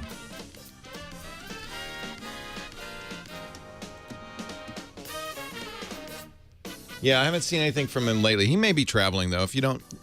Oh. Hey! Johnny! Johnny and the Jet. Good. Do I look all right? You look marvelous. Well, not my face. I'm talking about the light. Tilt your head down a little. Tilt your screen down so your head's at... Yeah, there you go. All right, good. We just like everybody's head to be at the top of the screen. But other than that... All right, good. What do you want to talk about? Next week I might be a half hour late, by the way, if that's okay. That's cool. You can do anything you want. Move yourself around all you want. Okay, good. I'm going to Europe, so I thought we could talk about a good way to save money on tickets to Europe, or we could talk about hotels, whatever you want to talk about. Sure. No, let's talk about saving money here. So, summertime's coming. People are thinking about... I just got a letter from Seabourn saying they're selling the Pride, Spirit, and Legend. Yes, I just wrote about that. They're keeping the big ones, though. Yeah, I went on the Legend last year. Yeah. And it's a nice... I mean, it's an older ship. It doesn't compare to the one you're about to go on. You've been on the Odyssey, too. You know about I've been on all of them. Oh, you have? And, yeah, I've been on them all. Man, you know how to live. Yeah, it makes sense that they would sell the smaller ships. I don't see any reason not to. So I'm going to have you. I'm going to talk about a site called Momondo. Momondo. Because you wanted me to bring up, you want me to talk about one site each time now, right? No, but I mean, yes. Okay, I see what you're saying. Yes, simplify for sure. So I'm trying to simplify. This is a site. I brought up this site because no one knows about it in America. Good. And this saves you money for Europe. Good. Wow, we can talk about this that. is an interesting story. The guy was thrown off. I didn't see this. Thrown off an airplane for taking a picture of his seat. Yes. That's you should read it. He got tons of comments. Freaking believable. And I've actually been yelled at twice. Once was on Descent, which I can understand because you're not supposed to have any electronics, even though it's total Is BS. a camera an electronics device? It has an on and off button, which is total BS. I know, but it is. And then the other time was on a TAP flight to Portugal, and the woman, I just got on the plane and took a picture of my seat, and she flipped. So this was also. Oh, TAP, yeah. That's crazy. Why would she flip? She says, no photos on planes. That's unbelievable. Leo Laporte, the tech guy doing remote support here on the Tech Guy Labs, but also talking travel with our travel guru, Johnny Jet. Where are you today, Johnny? I'm home in Los Angeles, but only for a couple more days. Where are you going next? I can't tell you, but I'm going across the pond. You can't tell us? It's a I can't tell you the secret? exact location. Are you on a spy mission? You never know. You'd be, if I were the CIA, I'd for sure recruit you because you get to travel, in your capacity as a travel reporter, cross borders, go everywhere. You would be a great spy. I don't know. I don't want to put that out there because then I'm going to get detained. Of course not. You'd be a terrible spy. Johnny Jet is the travel insider. You find him at johnnyjet.com. And, a lot of people are getting ready to go to Europe. I'm getting ready for the fall. But this is summer travel, and a lot of people go to Europe when the kids get out of school. You got some advice for traveling to Europe, an online site that could help us? I do. Instead of just going to Expedia or Travelocity and sites like that, they don't always bring up the best options or the cheapest options. So what I like this one site called Momondo.com. It's MOMONDO.com. It's a small Danish company, but I've never heard of them. They search 700 sites, and they have. So what I like about it, let's just put in London. Don't put in Heathrow. Just put in London as a city. And I'm gonna go. Let's say I'm gonna go Paris. No, say Paris. Say Paris. Go to Paris. Okay, let me see. I'm gonna do a one-way ticket. I want April. No. Paris. You got to put in London to Paris. Oh, London to Paris. Okay. Yeah. So this would be. Could I use it to go from New York to Paris or? LA to Paris? Oh, okay. But I'm just going to show you something cool. We're just going to have an example. London to Paris. And do a one-way ticket. One way? Round trip. All right, one way. Okay. Because a lot of times when you're traveling Europe, you're going city to city. That's right. That's a good point. So now search flights. And what this does, a lot of Americans, unfortunately, don't know the quickest way or the best way to go from London to Paris is via train. So they offer train. That's what they do. Oh, I love this. So I'm seeing British Airways and EasyJet. But I'm also seeing the first choice, TGV Europe. That's it. Très Grand Vitesse. It's a train. So, to go to the airport in London and then to fly to Paris and then to take the train into the city, it will take hours.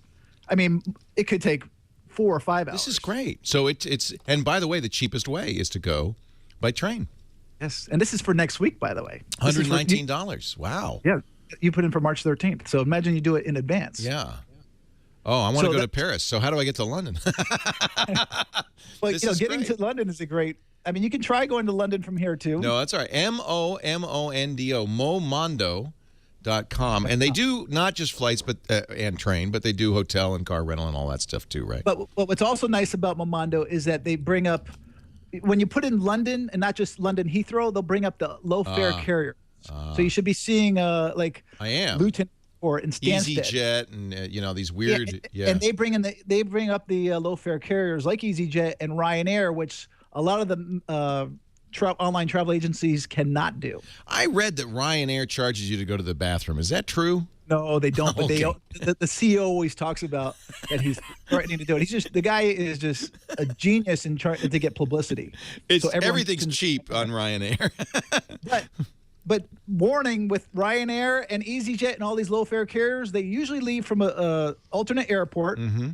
So you got to leave at least a day in advance or leave a day in between so you can, in case there's any delays, and they will charge you up the yin-yang For everything. baggage. Everything, because that's how they make their money. Well, the ticket might be $50, Right. but your bag, to check a bag that's normally free on British Airways, would be $200. But wow. I mean, it depends. But I think the reason these exist is because there's a lot of almost commuting within the EU of people going to work and so forth. So these are, if you're not bringing luggage, if you're just going to work, $54, you go to work. And that's the way to do it. You have a briefcase on you. Right, But if you're a leisure traveler, and especially Americans who travel with everything, including the kitchen sink, it's going to cost you a lot of money. I think Ryanair also was suggesting standing room. They did. The guy suggests everything. He's always trying to make money. You don't really need a seat. It's only an hour. Listen, the last time I flew Ryanair, they were selling lottery tickets on the plane, the scratch ones. It's an interesting model. Momondo.com. Even if you're just going to Europe, it would be worth checking. But that sounds like they search a lot, especially if you have a European itinerary that involves inter-Europe flights, things like that. They search the U.S. ones, too. I just like to use it for Europe. And I see they have holiday rentals, too, which is kind of yes, nice. When you search hotels, they'll also bring up the holiday rentals. Yeah. And we talked about that last week or a couple weeks ago. Johnny Jet is at johnnyjet.com. That's the place to go to find out more. And just briefly, there's an article on here that I was just stunned. Is it legal to take photos on an airplane? Apparently, United Airlines threw a passenger off for a travel blogger who just took one picture of his seat. He was going from Newark to Istanbul. And, it's supposedly against airline policy. And the pilot backed up the flight attendant like you expect. And the guy was polite. He put his camera away. But what? You gotta be. I've gotten yelled at before. Thrown off the flight. And I presume he didn't get a reimbursement. I mean, he's out. He's gone. Well, he made one mistake. He used the word, he goes, "I'm not a terrorist." Oh. So you don't say the word terrorist. But he was a freaking flyer. He flew over 100,000 miles on United. He was 1K. What did United say? The PR people call them. They're talking right now. But you don't. They're not saying much actually. Kind of dumb to throw a travel blogger off.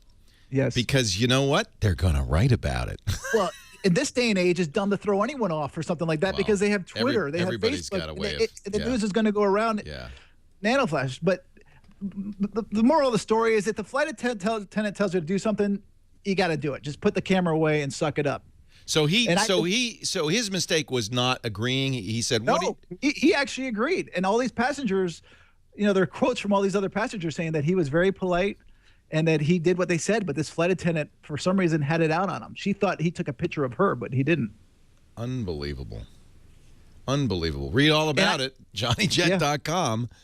I guess they feel like, well, we've got a monopoly. How else are you going to get to Istanbul? Well, I've been yelled at before on a TAP airline, on a Portugal flight, just for taking a picture of my seat before we took off. But I put the camera away. And I've been yelled at on a Horizon flight from L.A. to San Jose for taking a picture on descent because you're not supposed to use batteries, electronic goods on takeoff or descent. I do that all the time. I'm always taking pictures out the window, and I've never had any trouble. But, if they said don't do that, I would not do it. I've taken tens of thousands of photos on planes, including of all the flight attendants. Usually they're no problem, but and I can understand. You're not in a public place. You're in a place of business. You can't go in a store and take pictures of people. And if the store says no pictures, they have the right to enforce that. But to throw you off the plane. You never take pictures of other passengers. And, in hotels, it's mostly illegal to take pictures in the lobby because the reason for that is because a lot of times their spouses in there cheating on their significant other. And that's one reason why you cannot do it in luxury hotels. Please, the discretion of our guests is paramount. Post it on your travel blog, johnnyjet.com. It is the place you got to go. And I thank you so much for being here, Johnny. Safe travels. Will we talk to you next week? Yeah, I'll be around. In your undisclosed location? It's just going to be late at night, so I'm just trying to figure out my schedule. All right. Well, we can move it around if you need to. It's always great to talk to you. johnnyjet.com or at johnnyjet on Twitter. Leo Laporte, the tech guy. More to come. Your calls right after this. See, that's good. So you got your point, which was great, and then we had a little extra time, so we were able to get a little extra thing in. Okay, good. So I think that's the I'll way do to that. do it. Next week, I have a great site. I'm just doing research on it right now on a hotel bidding site that is supposedly brand new. It's reverse bidding. The internet is an absolute necessity. And I love the for tips. I really think that helping people save money is always a winner. You can't go wrong. You can't go wrong. So what's the latest I can do, by the way, next week? The show goes till 2 p.m. Pacific. Okay. Okay, good. So that way I can have dinner and then I can come back to my hotel. Yeah, or vice versa. You know, you can go anywhere between 11 and 2. Okay. And you know, if you have to miss a week, it's fine. But I love doing it. I do. I hope you get some benefit from it, like traffic. I do. I get a bunch of Twitter followers, and I love the interaction, and I love teaching people. Excellent. You're the So, best. thank you- and thank they you love again you. for I got to having say, everybody in the chat room agrees. It's just. I tried to chime into the chat room last week. I just couldn't get on. IRC. If you have your browser, irc.twit.tv, and if you went into the chat room, most of our guests don't, but the ones that do, it really people I watch love it. Every time I go on, I try to get in there and comment. I read the comments. Oh, maybe because it's so full. I don't know. irc.twit.tv. Your browser should work in your browser. It's very nice to see everyone. They love you. Are you kidding? That's nice. That's you know what? Yeah. I wish my old girlfriends did. No, I'm kidding. No, you don't. No, you don't. All right, Johnny. All right. Take care. Although Johnny's always with a very attractive woman. His wife now, very beautiful. Johnny has good teeth. Perfect teeth. That's what somebody in the chat room said. A lot of braces. Take care, John. See ya. Perfect teeth. Control who has access by using tools like password protection. Oh, lordy. Good golly, Miss Molly. Your files are available anywhere, laptop, tablet, or smartphone. Yeah, when he used to come visit us in Toronto and do the TV show up there, and he always had a gorgeous woman on his arm. No credit card required, nothing to lose. You saw him? Murray on Travel said he saw you in Vegas. Oh, he's gone. Was it a travel show, Murray? That'd be great.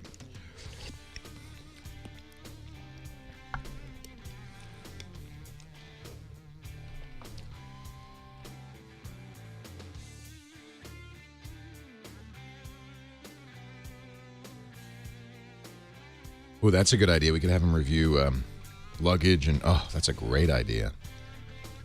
That's a really good idea.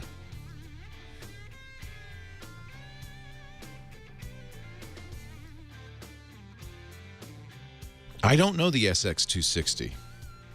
Let me look at it.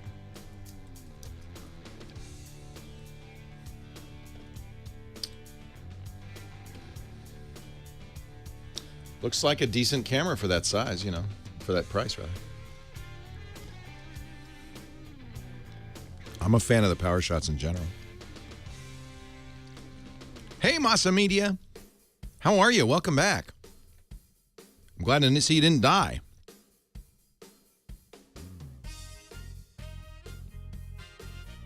Oh, yikes. $46.94. That's bad news.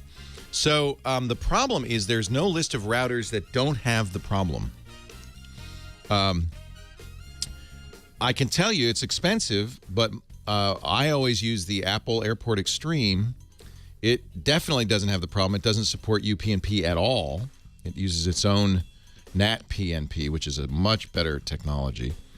And it's, in my experience, it's the best Wi-Fi router. It's very, very good, but it's, it's like twice as much as like a Linksys. And if you don't have a Mac, it's kind of hard to configure, so it's really kind of for Mac users. Here we go. All right, Nod 32 is your live read. Thank you, sir. The only reason I'm playing this, The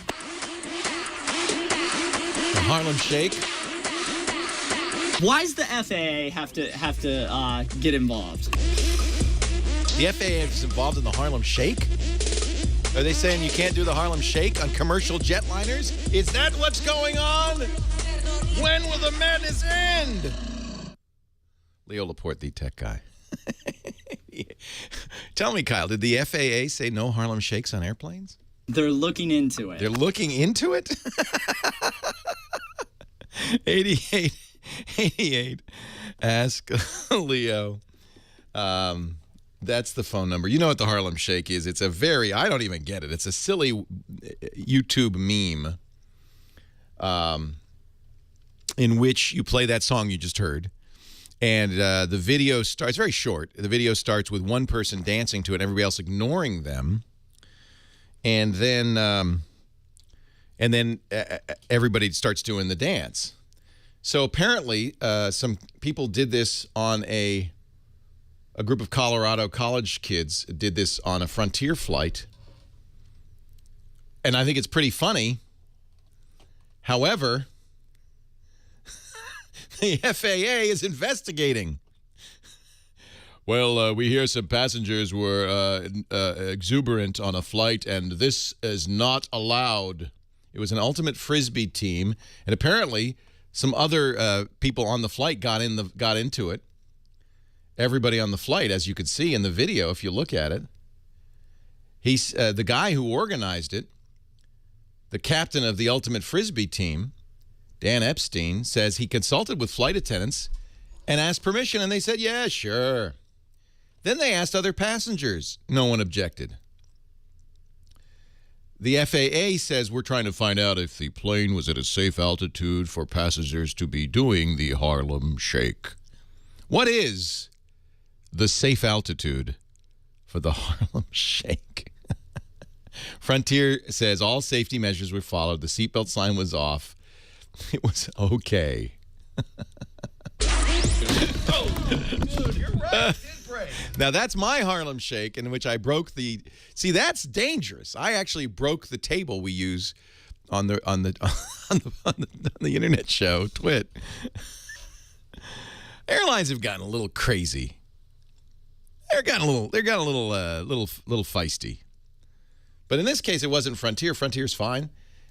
The International Association of Flight Attendants has weighed in.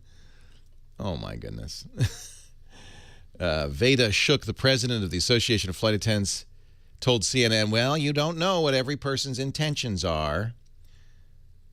There was some concern. Steve Wallace, former director of the FAA's Office of Accident Investigation, said, I think there's a safety issue here.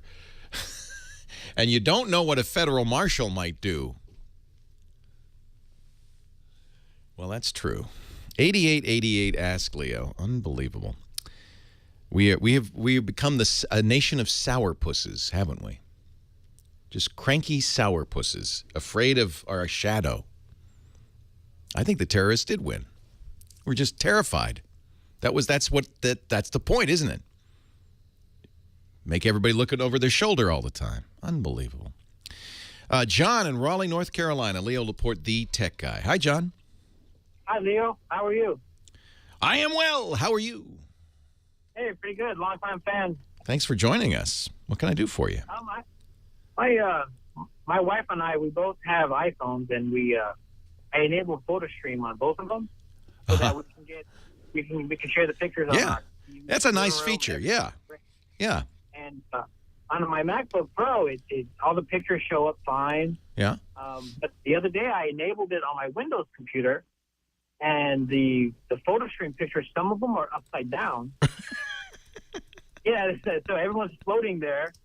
Some of them are right side up, but some are upside down. And so the iPhone records information in the photo about which way's up. Uh-huh. And the problem is that not every program you can display pictures with pays attention to that. Oh. So what program are you just using Windows to Yeah, I was display just it? using the Windows screensaver, the picture. It's really annoying. That's really annoying. Yeah, I'm seeing other people complain of the same problem. It's Windows. It's not looking at. There's a tag in every photo called the EXIF or EXIF information, and there's two ways a camera can handle rotated pictures. Now, of course, on an iPhone, you could take a picture in any of four orientations, right? So, one thing a phone or a camera could do is rewrite that picture in a so-called upright way. But of course, that takes time and processor power, battery life. A phone's never going to do that. Fortunately, there's a way to indicate in the EXIF which way's up. But it doesn't rotate the photo. It's kept in its upside down or, orientation. So what has to happen is Windows has to look at the EXIF. It can't just say, oh, whatever. The only fix for this would be to use something like Picasa on Windows and manually rotate the upside down pictures. That is ridiculous. Yeah. That is ridiculous. There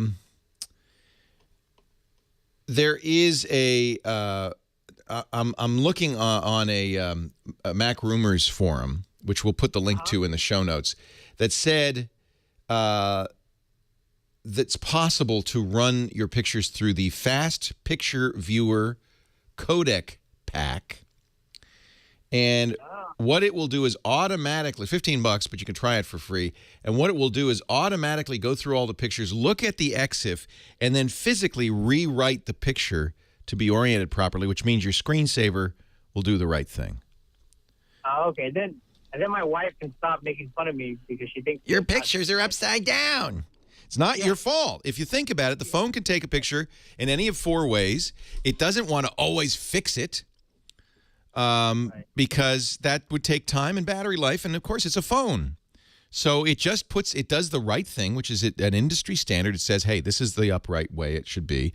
But Windows ignores it, so you have to go through this fastpictureviewer.com and just run it on all of the pictures. It'll reorient them according to the EXIF information. In other words, it'll look at it, say, yes, this is this way up, and it'll rewrite the picture, and then it'll look fine. It's cuckoo. All right. It's cuckoo. But, and I could see maybe Microsoft fixing this someday. I've heard this before. This is not the first time I've heard this problem. Christian in Irvine, California. Hi, Christian. Hi, Leo. Thanks for calling. What can I do for you? I have a problem with my iMac screen. It happened a week ago, and I have a 2009 27-inch iMac. I used to have that one. I just traded up. Very nice. Very nice.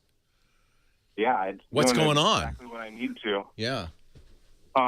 So I was in the middle of doing something, I think opening a file or something random that doesn't involve doing much heavy computer usage, and all of a sudden lines came across my screen, and there's about 5 of them, and it's almost like I'm looking through prison bars because everything is behind the screen. Yeah, that sounds like a hardware error, but here's what I want you to do. Do you have the disk that came, I'm sure you do, that came with the iMac, the operating system disk? Boot up with that. You hold down the Option key when you reboot the machine, and boot up with that and see if the same thing happens. If it doesn't, then it's just a software issue. If it does, it's something more serious. You're going to have to take it into Apple. Leo Laporte, the tech guy. It's the video subsystem.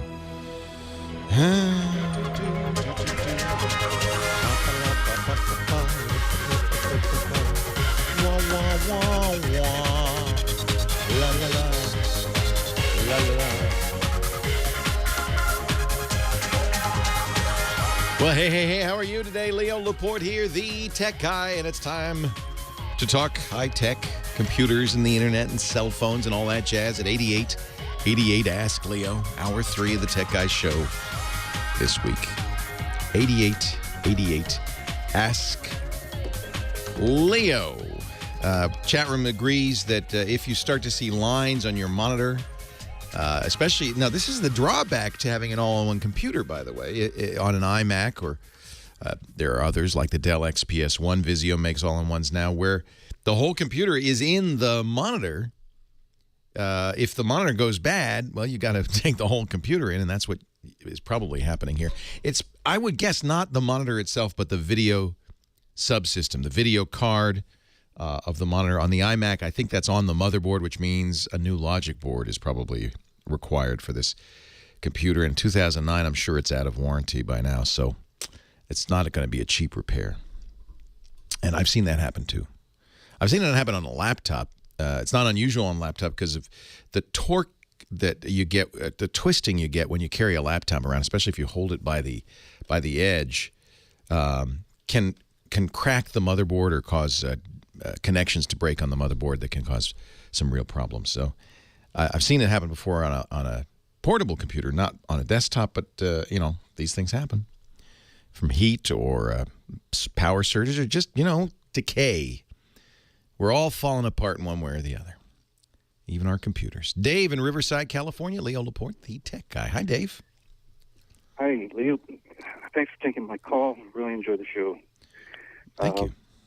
About 5 years ago, I purchased a digital Rebel, and at that time, they were CF cards.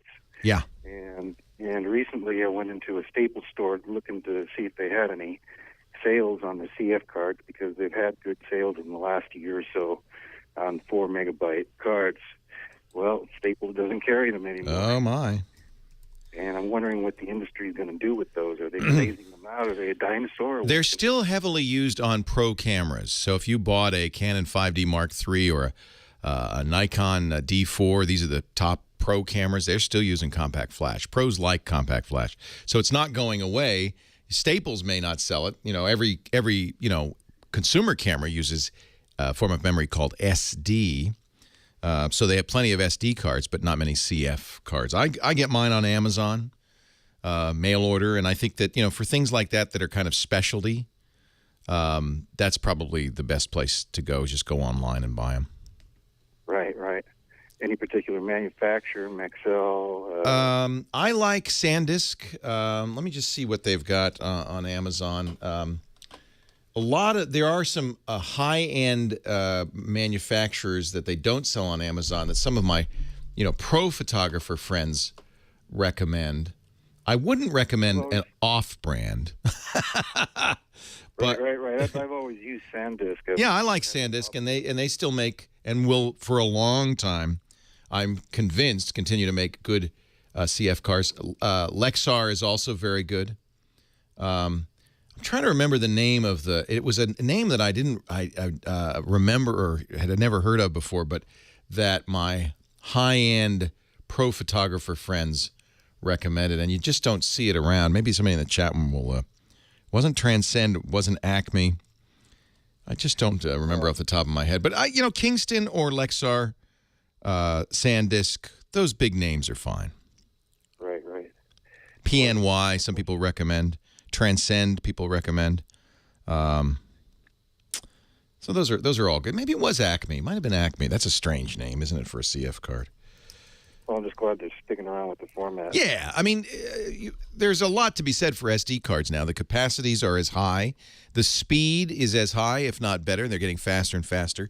And, of course, they're a lot smaller, so you can have a much more compact camera, or you don't have to devote as much. Hoodman, that's it. Thank you, Sandman. Hoodman is the name of the CF, the compact flash cards that some of my more professional photographer friends use. I'd never heard of it. It's HoodmanUSA.com. I guess they do other photography stuff, but they make compact flash as well. Got it. Thank you. And it's expensive. I think that pro photographers are paranoid because they, you shoot in a wedding, and if your compact flash card dies, that's bad news. So some of the pro cameras these days have 2 memory card slots. In some cases, they have 1 compact flash and 1 SD card. In some cases, 2 compact flash. And what those are used for, they don't have to be, but those are often used for, is duplicating. So the picture's taken and saved to 2 different cards. And for very serious photographers, a wedding photographer, man, you get that perfect picture of the bride.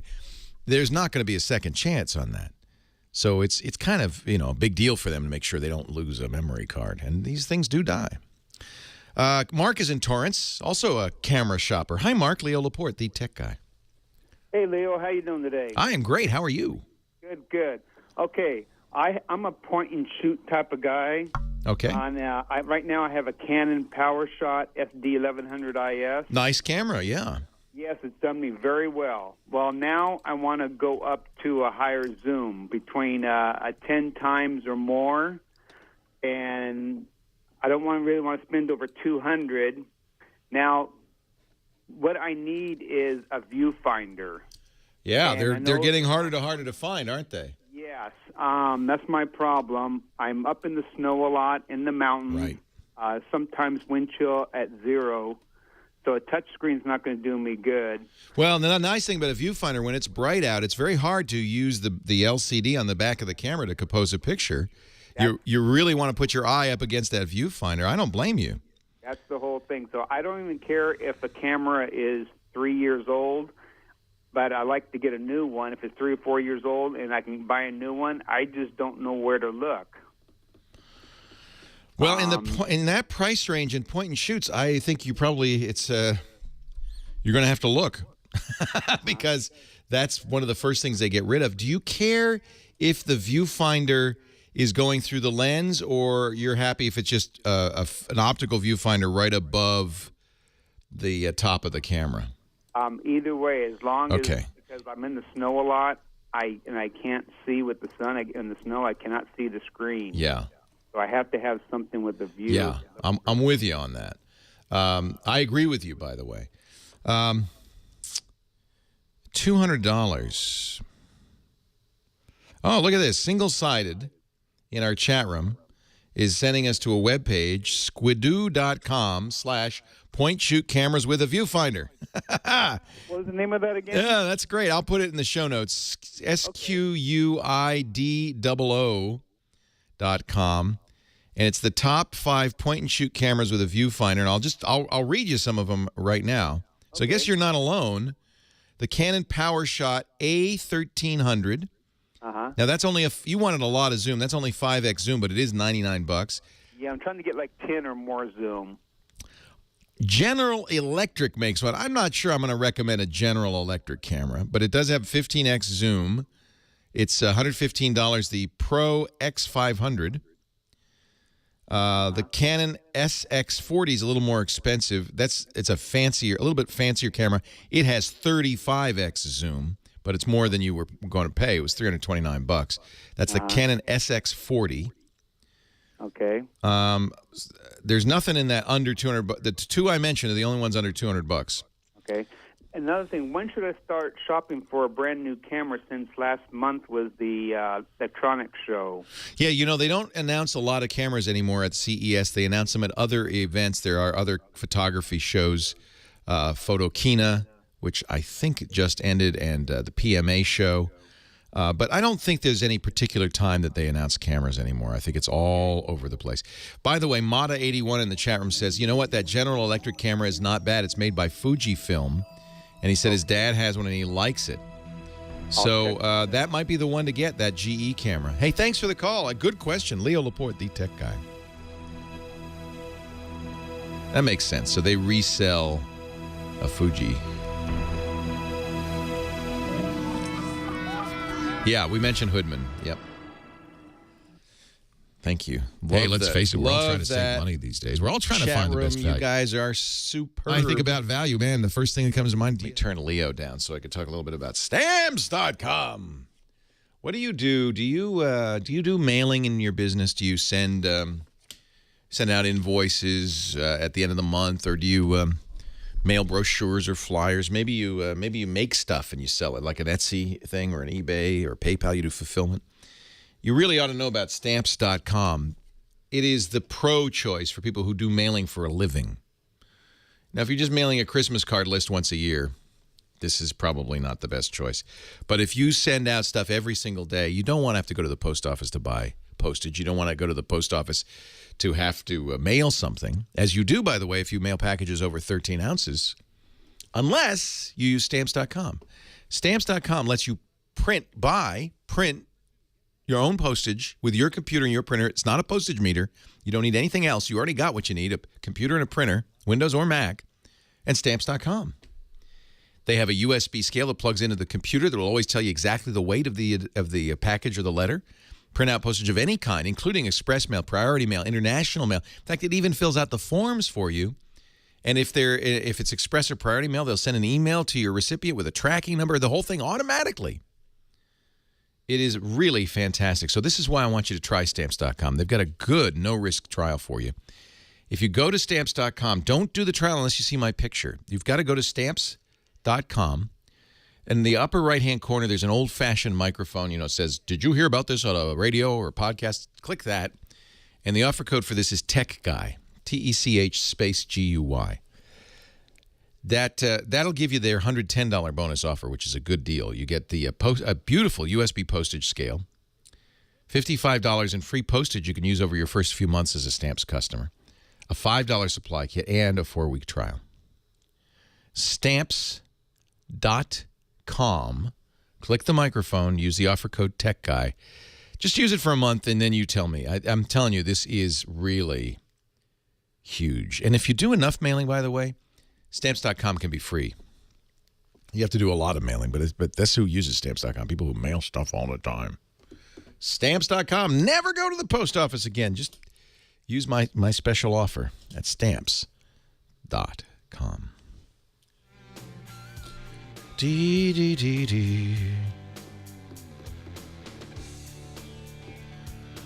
Yes, that Leo Laporte is sitting on an exercise ball. If I weren't, could I do this?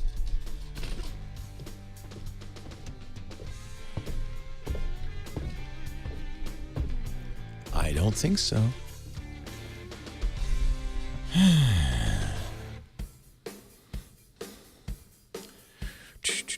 Do I hear myself through my headphones? Damn straight. Why else would I wear headphones? I thank everybody who has told me about the Harlem Shake Easter egg in YouTube. Got it. Yeah.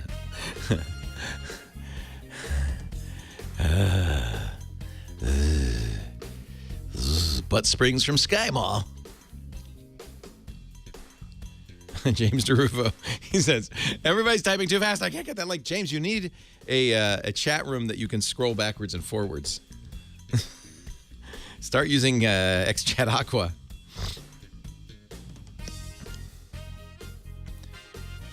Are you being facetious, Polar Cow? Yes, it's my new Acer laptop, and I love it. I like it so much, I'm even liking Windows 8, which is saying quite a bit.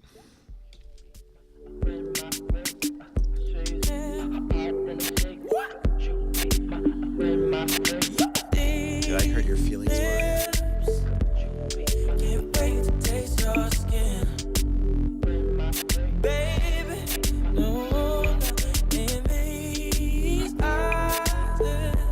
Leo Laporte, the tech guy, 8888. Ask Leo.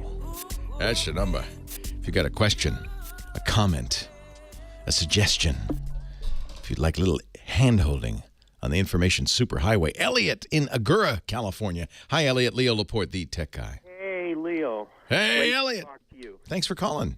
I learned a lot from you, and I just want to say, on your recommendation, I have ESET, the Nod 32, and it's fantastic. Our sponsors, thank you. And I recommend it to everyone. Yeah, me too. Here's what I'm doing. I'm going to be transferring a lot of VHS tapes to a computer, and I want to buy an inexpensive desktop that I want to add a card to capture it. And so a couple of questions. Does the processor speed have anything to do with the transfer of the tapes? Do I need a fast processor, or can I get by with a older? Yes and no. Depends on the card you buy. Most of the cards will have built-in capability to re-encode. You're doing some encoding. So there is some work being done. When you import the video, it has to be digitized and compressed. But generally, most video capture cards will do that themselves. If you get a less expensive one, it might be asking the CPU to do that. And if you at any point then decide to re-encode the stuff that's on the hard drive that you've already captured, or you want to do some editing, then the processor speed will make a difference. Well, I'm going to put it on an external drive and then move that drive to my i7 laptop. Okay. So when you're looking for this video capture card, look for one that supports built-in H.264 encoding. It's not a hard thing to do. And if that's the case, the card will do all the work, and so your CPU does not need to be super fast. And even, by the way, all this means it might, it can't take time, because with a VCR, you're playing it. It has to encode it as it's going. Right. So that's why it's kind of important that the card have the horsepower, not the CPU, not the processor, not the computer, but the card itself have the horsepower to do that compression in real time as it imports it. So a good card will make a big difference. So just look for an H.264. Yeah, H.264 encoding built in would really make a difference. And then real quickly, does it matter whether I use S-Video composite or component to input it into the card? Well, the VCR is analog and not very high quality. I'd use the best quality the VCR can output, which would probably be S-Video. I doubt the VCR does component. Okay. Component's in an HD format. Okay. So most VCRs will do composite. That's that yellow, red, white, those RCA plugs. And a better VCR will have an S-Video output. That's marginally better than composite. Okay. And then on the how will I know if the card will work on the computer? Does it attach to the motherboard, and do I need to... Well, is it a laptop? It's a desktop or a laptop? I'm buying it. I want to buy a desktop so I can put. Yeah, if you have a card slot, there's a couple of different kinds of card slots available on all modern computers, PCI Express or PCI. You're going to probably get a PCI card. If it says I work with Windows, you're probably fine. Okay, all right. And real quick, do you have a favorite video editing program? It'll come with something. If you get a Pinnacle, for instance, it'll come with Pinnacle System Studio, which is good. My favorite is only $80, and I do recommend it. It's Adobe Premiere Elements, not the full Premiere, but the Premiere Elements. Excellent package that will allow you to burn DVDs down the road should you choose to do that as well, and it's got just an excellent editor. Okay. Well, but now, see, as soon as you're opening it up in Adobe Premiere Elements, now the speed of your computer does become relevant because Elements has to re-encode and re-edit and so forth. But if you're just saving it out to a hard drive and watching it, then it doesn't matter. Yeah, well, I have an i7 laptop that I'm going to be doing the editing in. Oh, okay, yeah, that's plenty of speed, yeah. That'll work. Okay, well, thank you so much. You're welcome, Elliot. Yeah, I think that's a great project. Get those, those old analog tapes, the VHS tapes, wear out, even if you're not watching them. In fact, especially if you're not watching them. They age, and the ferrite, the recordable material on that plastic Mylar backing starts to shred off. This is true of audio and video tapes. And after a while, they will not be playable. So it is, if you have something on an old analog tape, whether it's audio or video, you want to get it off as quickly as you can. They're rapidly approaching the era where they're just going to fall apart, and they're not going to be any good anymore. 10 years or so, and those things start to shred. If they've been kept in a dark room with no humidity, they'll last longer, but they all fall apart eventually. They're not designed to last forever. People with reel-to-reel tapes often do something called baking them. They actually heat them, and that temporarily bonds that ferrite to the Mylar, but only long enough to play it back once. So sometimes people who do audio recovery from reel-to-reel tapes, they'll bake this. You probably don't want to do this yourself. I'm not recommending this. I don't want melted Mylar in your oven. If you're a pro and you know what you're doing, they'll heat those tapes temporarily to make them playable, and they'll make one playback and record that, and that's it. Then they're done. They're done for good. You don't bake them at a hot temperature. Just somebody in the chat room saying 120 degrees for a couple of days, something like that. But I would say don't do that unless you know what you're doing. It's not worth an experiment. Bernadette's in the Redlands. She's our next caller. Hi, Bernadette. Leo Laporte, the tech guy. Hi, how are you? I'm great. Welcome to the show. Great. Well, I'm in a networking class, and they invited me to get into a group. I've never used VirtualBox, the VMware. Yeah. And when we downloaded it, I put it on my laptop, and I had an external passport drive, and I put the iOS on there. But I downloaded the wrong one, and so they told me, okay, go ahead and format your external drive and put the iOS that has the R2 on it. We're using Windows 2000, Server 2008 R2, but I'm not sure. Should I put the iOS and the VirtualBox on my external drive, or should I leave the VirtualBox on my laptop and the iOS on my external drive? What would you suggest? There you go. That's a question. So VirtualBox, by the way, is not VMware. They're two different companies. VirtualBox is a free virtual machine. VMware makes its own virtual machines that are commercial. Oh, okay. So pick one or the other. VirtualBox is fine. Yeah, VirtualBox is fine, virtualbox.org.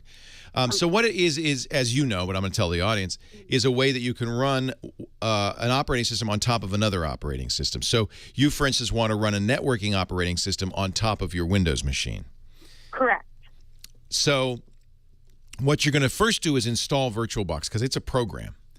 And you can install it anywhere. I would install it wherever you install programs. That's usually the C drive where Windows is. Okay. It's not very big. But then you have to create a virtual machine that's going to have your networking operating system on it. That you can put anywhere. So if you have more space on an external drive, it's fine to put it on an external drive. That's fine. Okay, great. Just put it wherever you want it. You don't want to put it on something super slow because it's the operating system, but I think an external drive is just going to be fine. Leo Laporte, the tech guy.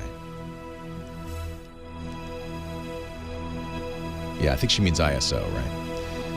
So I ran out of time. But the way this works, and if you're still listening, Bernadette, the way it works is the ISO is a installed disk on a hard drive. So what you're going to do is you're going to take the install VirtualBox first, then run it. And it's going to say, okay, let's install an operating system. And it'll install that from the ISO. That ISO can live anywhere because you're only going to use it once. You never use it again. So I often put ISOs on USB keys, for instance. And you put that in, and then you install it, because that's basically the ISO is the operating system installer. So you only need it once, but it's good to have a copy. This is, for instance, a Windows 7 ISO. So I can install Windows 7 from this USB key because this is the install disk on a USB key. Think of it as a CD or DVD. It's just the install disk. That's the ISO. So it's just the ISO is a file version of an install disk. But once you install the operating system, and that's the thing, that's going to be the virtual machine file itself. That can be put anywhere. Put it on your fastest drive, probably, or if you don't have room, on another drive. Now you put this aside. The ISO goes somewhere, or destroy it, or throw it out because you don't need it anymore. It's not ever referred to again. It's only used for an install, because now your operating system is on that virtual machine file, that 10 gigabyte or so file, and that can be on an external drive, and you just open it up from there.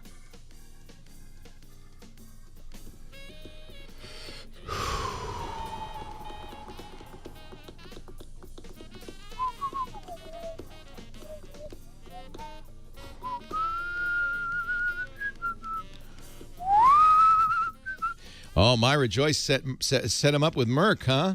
Very fancy. Very, very fancy.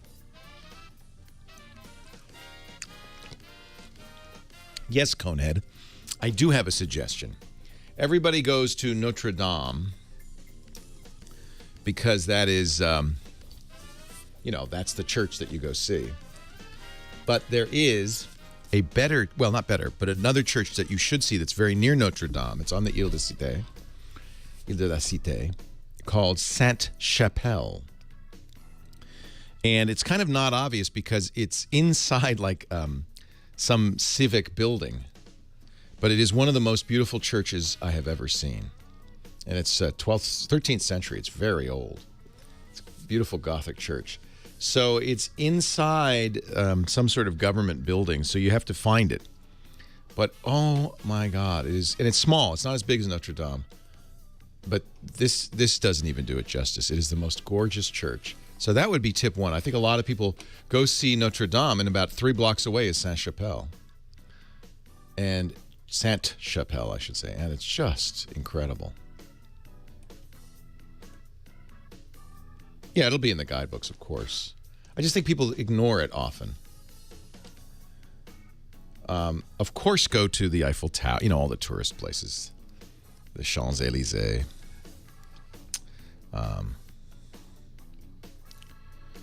I like, my favorite place in Paris is the Ile Saint-Louis. I stay there when I can. But there's a couple of hotels there, but it's a tiny little island next to the Ile de la Cité. It is gorgeous. Wee Man, I am, my Note 2 died. Just bricked. I can't turn it on. So I'm waiting, and as soon as the HTC One comes out, I am going to replace the Note 2 with the HTC One. I'm thinking that might be one of the great phones now. We'll see. I do have another Note 2. I have a Sprint Note 2, but my AT&T Note 2 died, so that means I need to go out and get a new phone. Aw.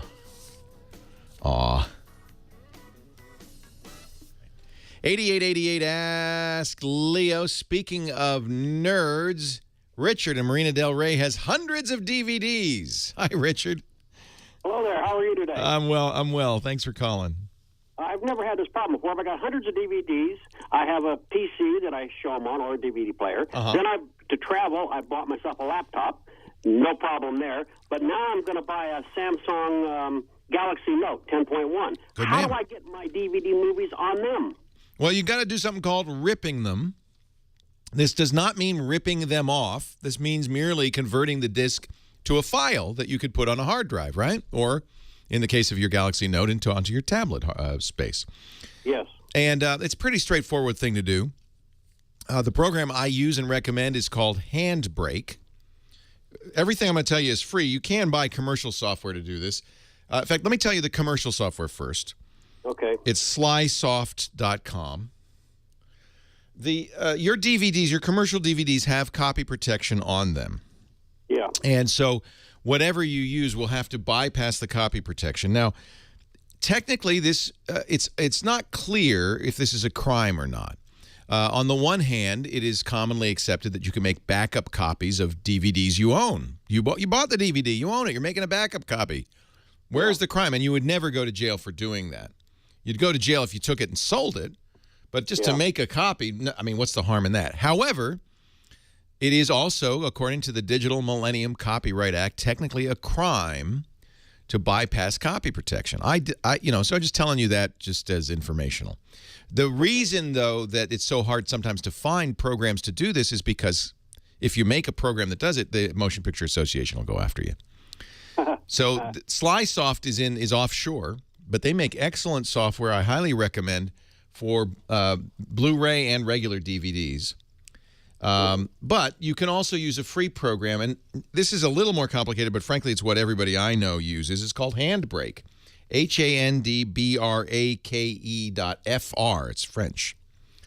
Not in the U.S. You won't find a company in the U.S. to do this. So Handbrake is what's called a transcoder. It will take the DVD MPEG 2 format and convert it into MPEG 4 that's easy for your Note to play back. Oh. But it can't do it all by itself. That used to be able to do this, but the French schoolboys who write Handbrake decided they didn't want to go to U.S. jail.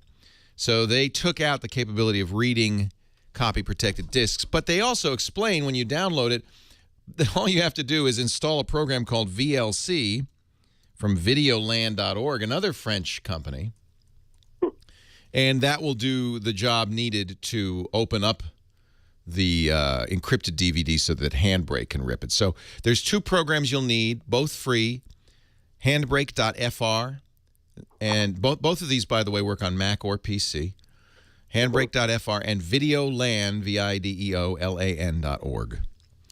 And once you install those programs, put the DVD in, open Handbrake. It'll say, okay, what do you want to do?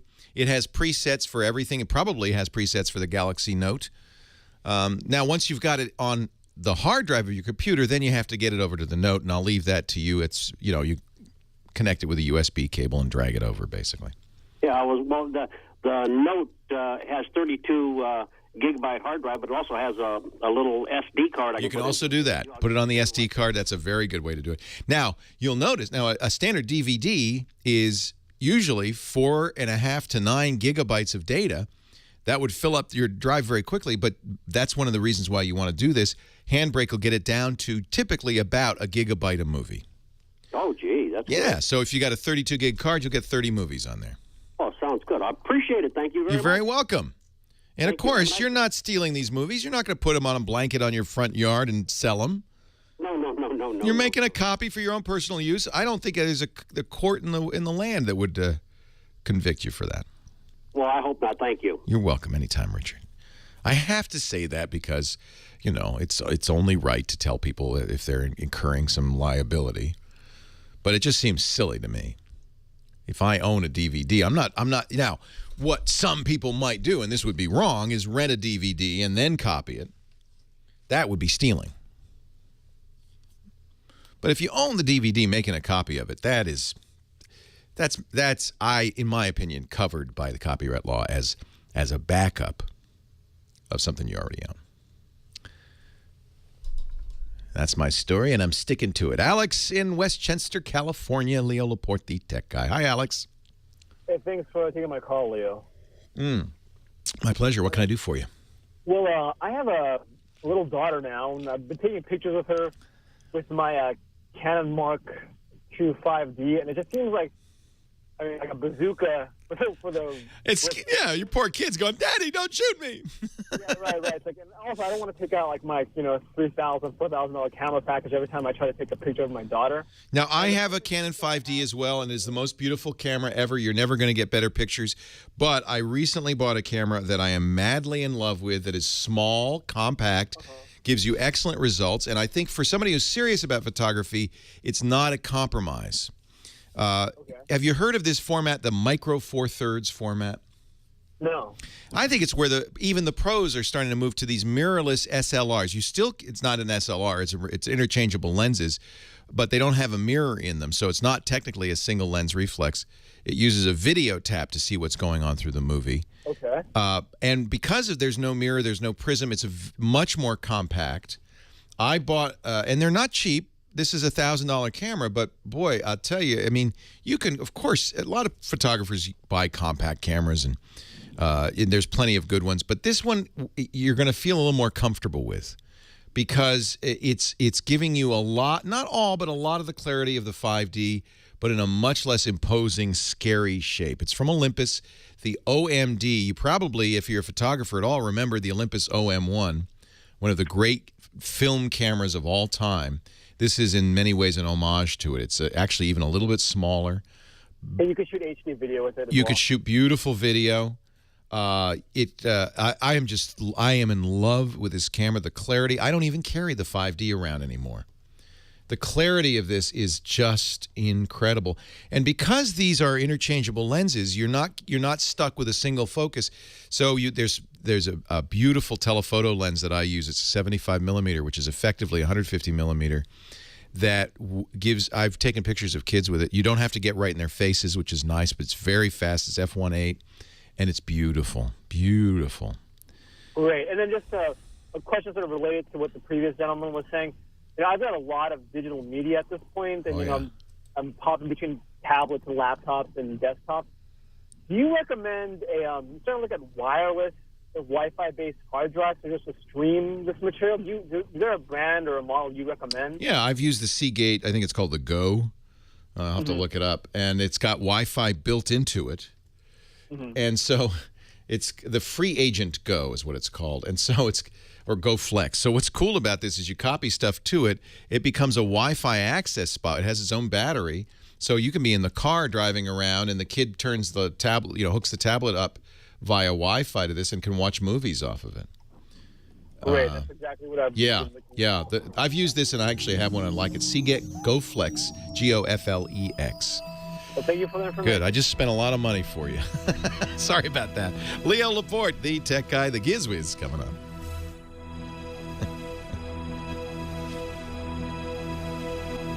I'm very happy with Micro Four Thirds, and I'll have to show you some of my images. I haven't moved them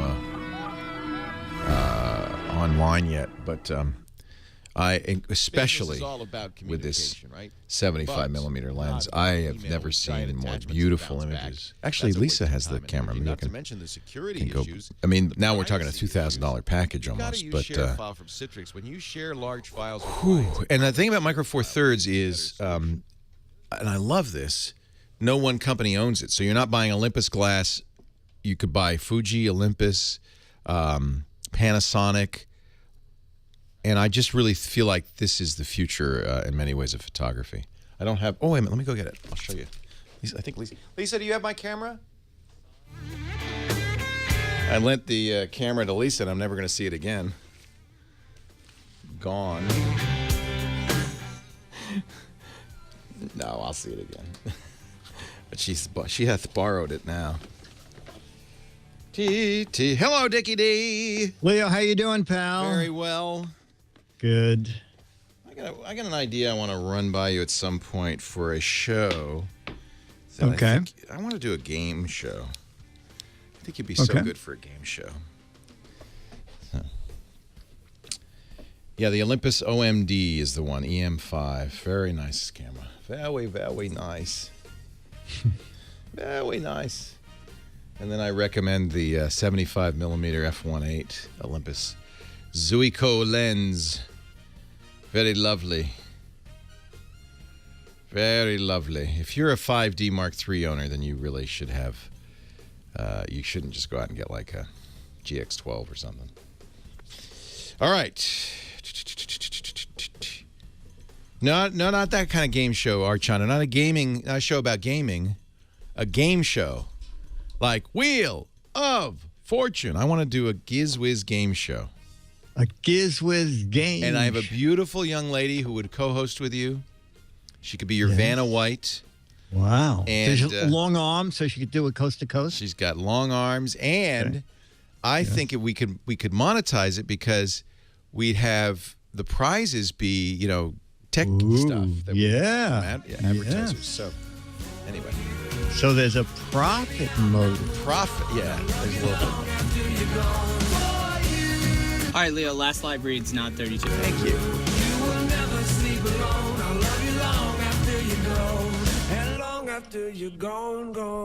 Leo Laporte, the tech guy, 8888 Ask Leo. That's the phone number. Dick DeBartolo, the Giz-Wiz, is here. Mad Magazine's maddest writer. Hello, Dickie D. Leo, how you doing? He's also a gadget fanatic. I'm great. Good. Many people don't know this. Actually, anybody who listens to Dick's shows on our podcast network, the Giz-Wiz, know this, but maybe those of you listening on the radio did not know. Dick is the man who wrote The Match Game.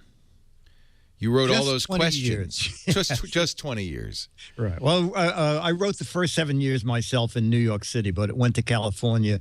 There was a writing staff of which I was part. You mean you didn't even have, you were the head writer and the only writer for 7 years?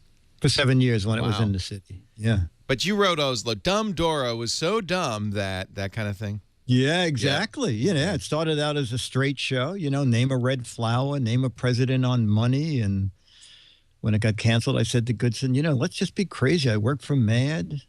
And so the first question ever that I demonstrated to Mark was, Mary liked to pour gravy on John's blank. Yes, that's what Goodson did. And he said, oh, my God, that's funny.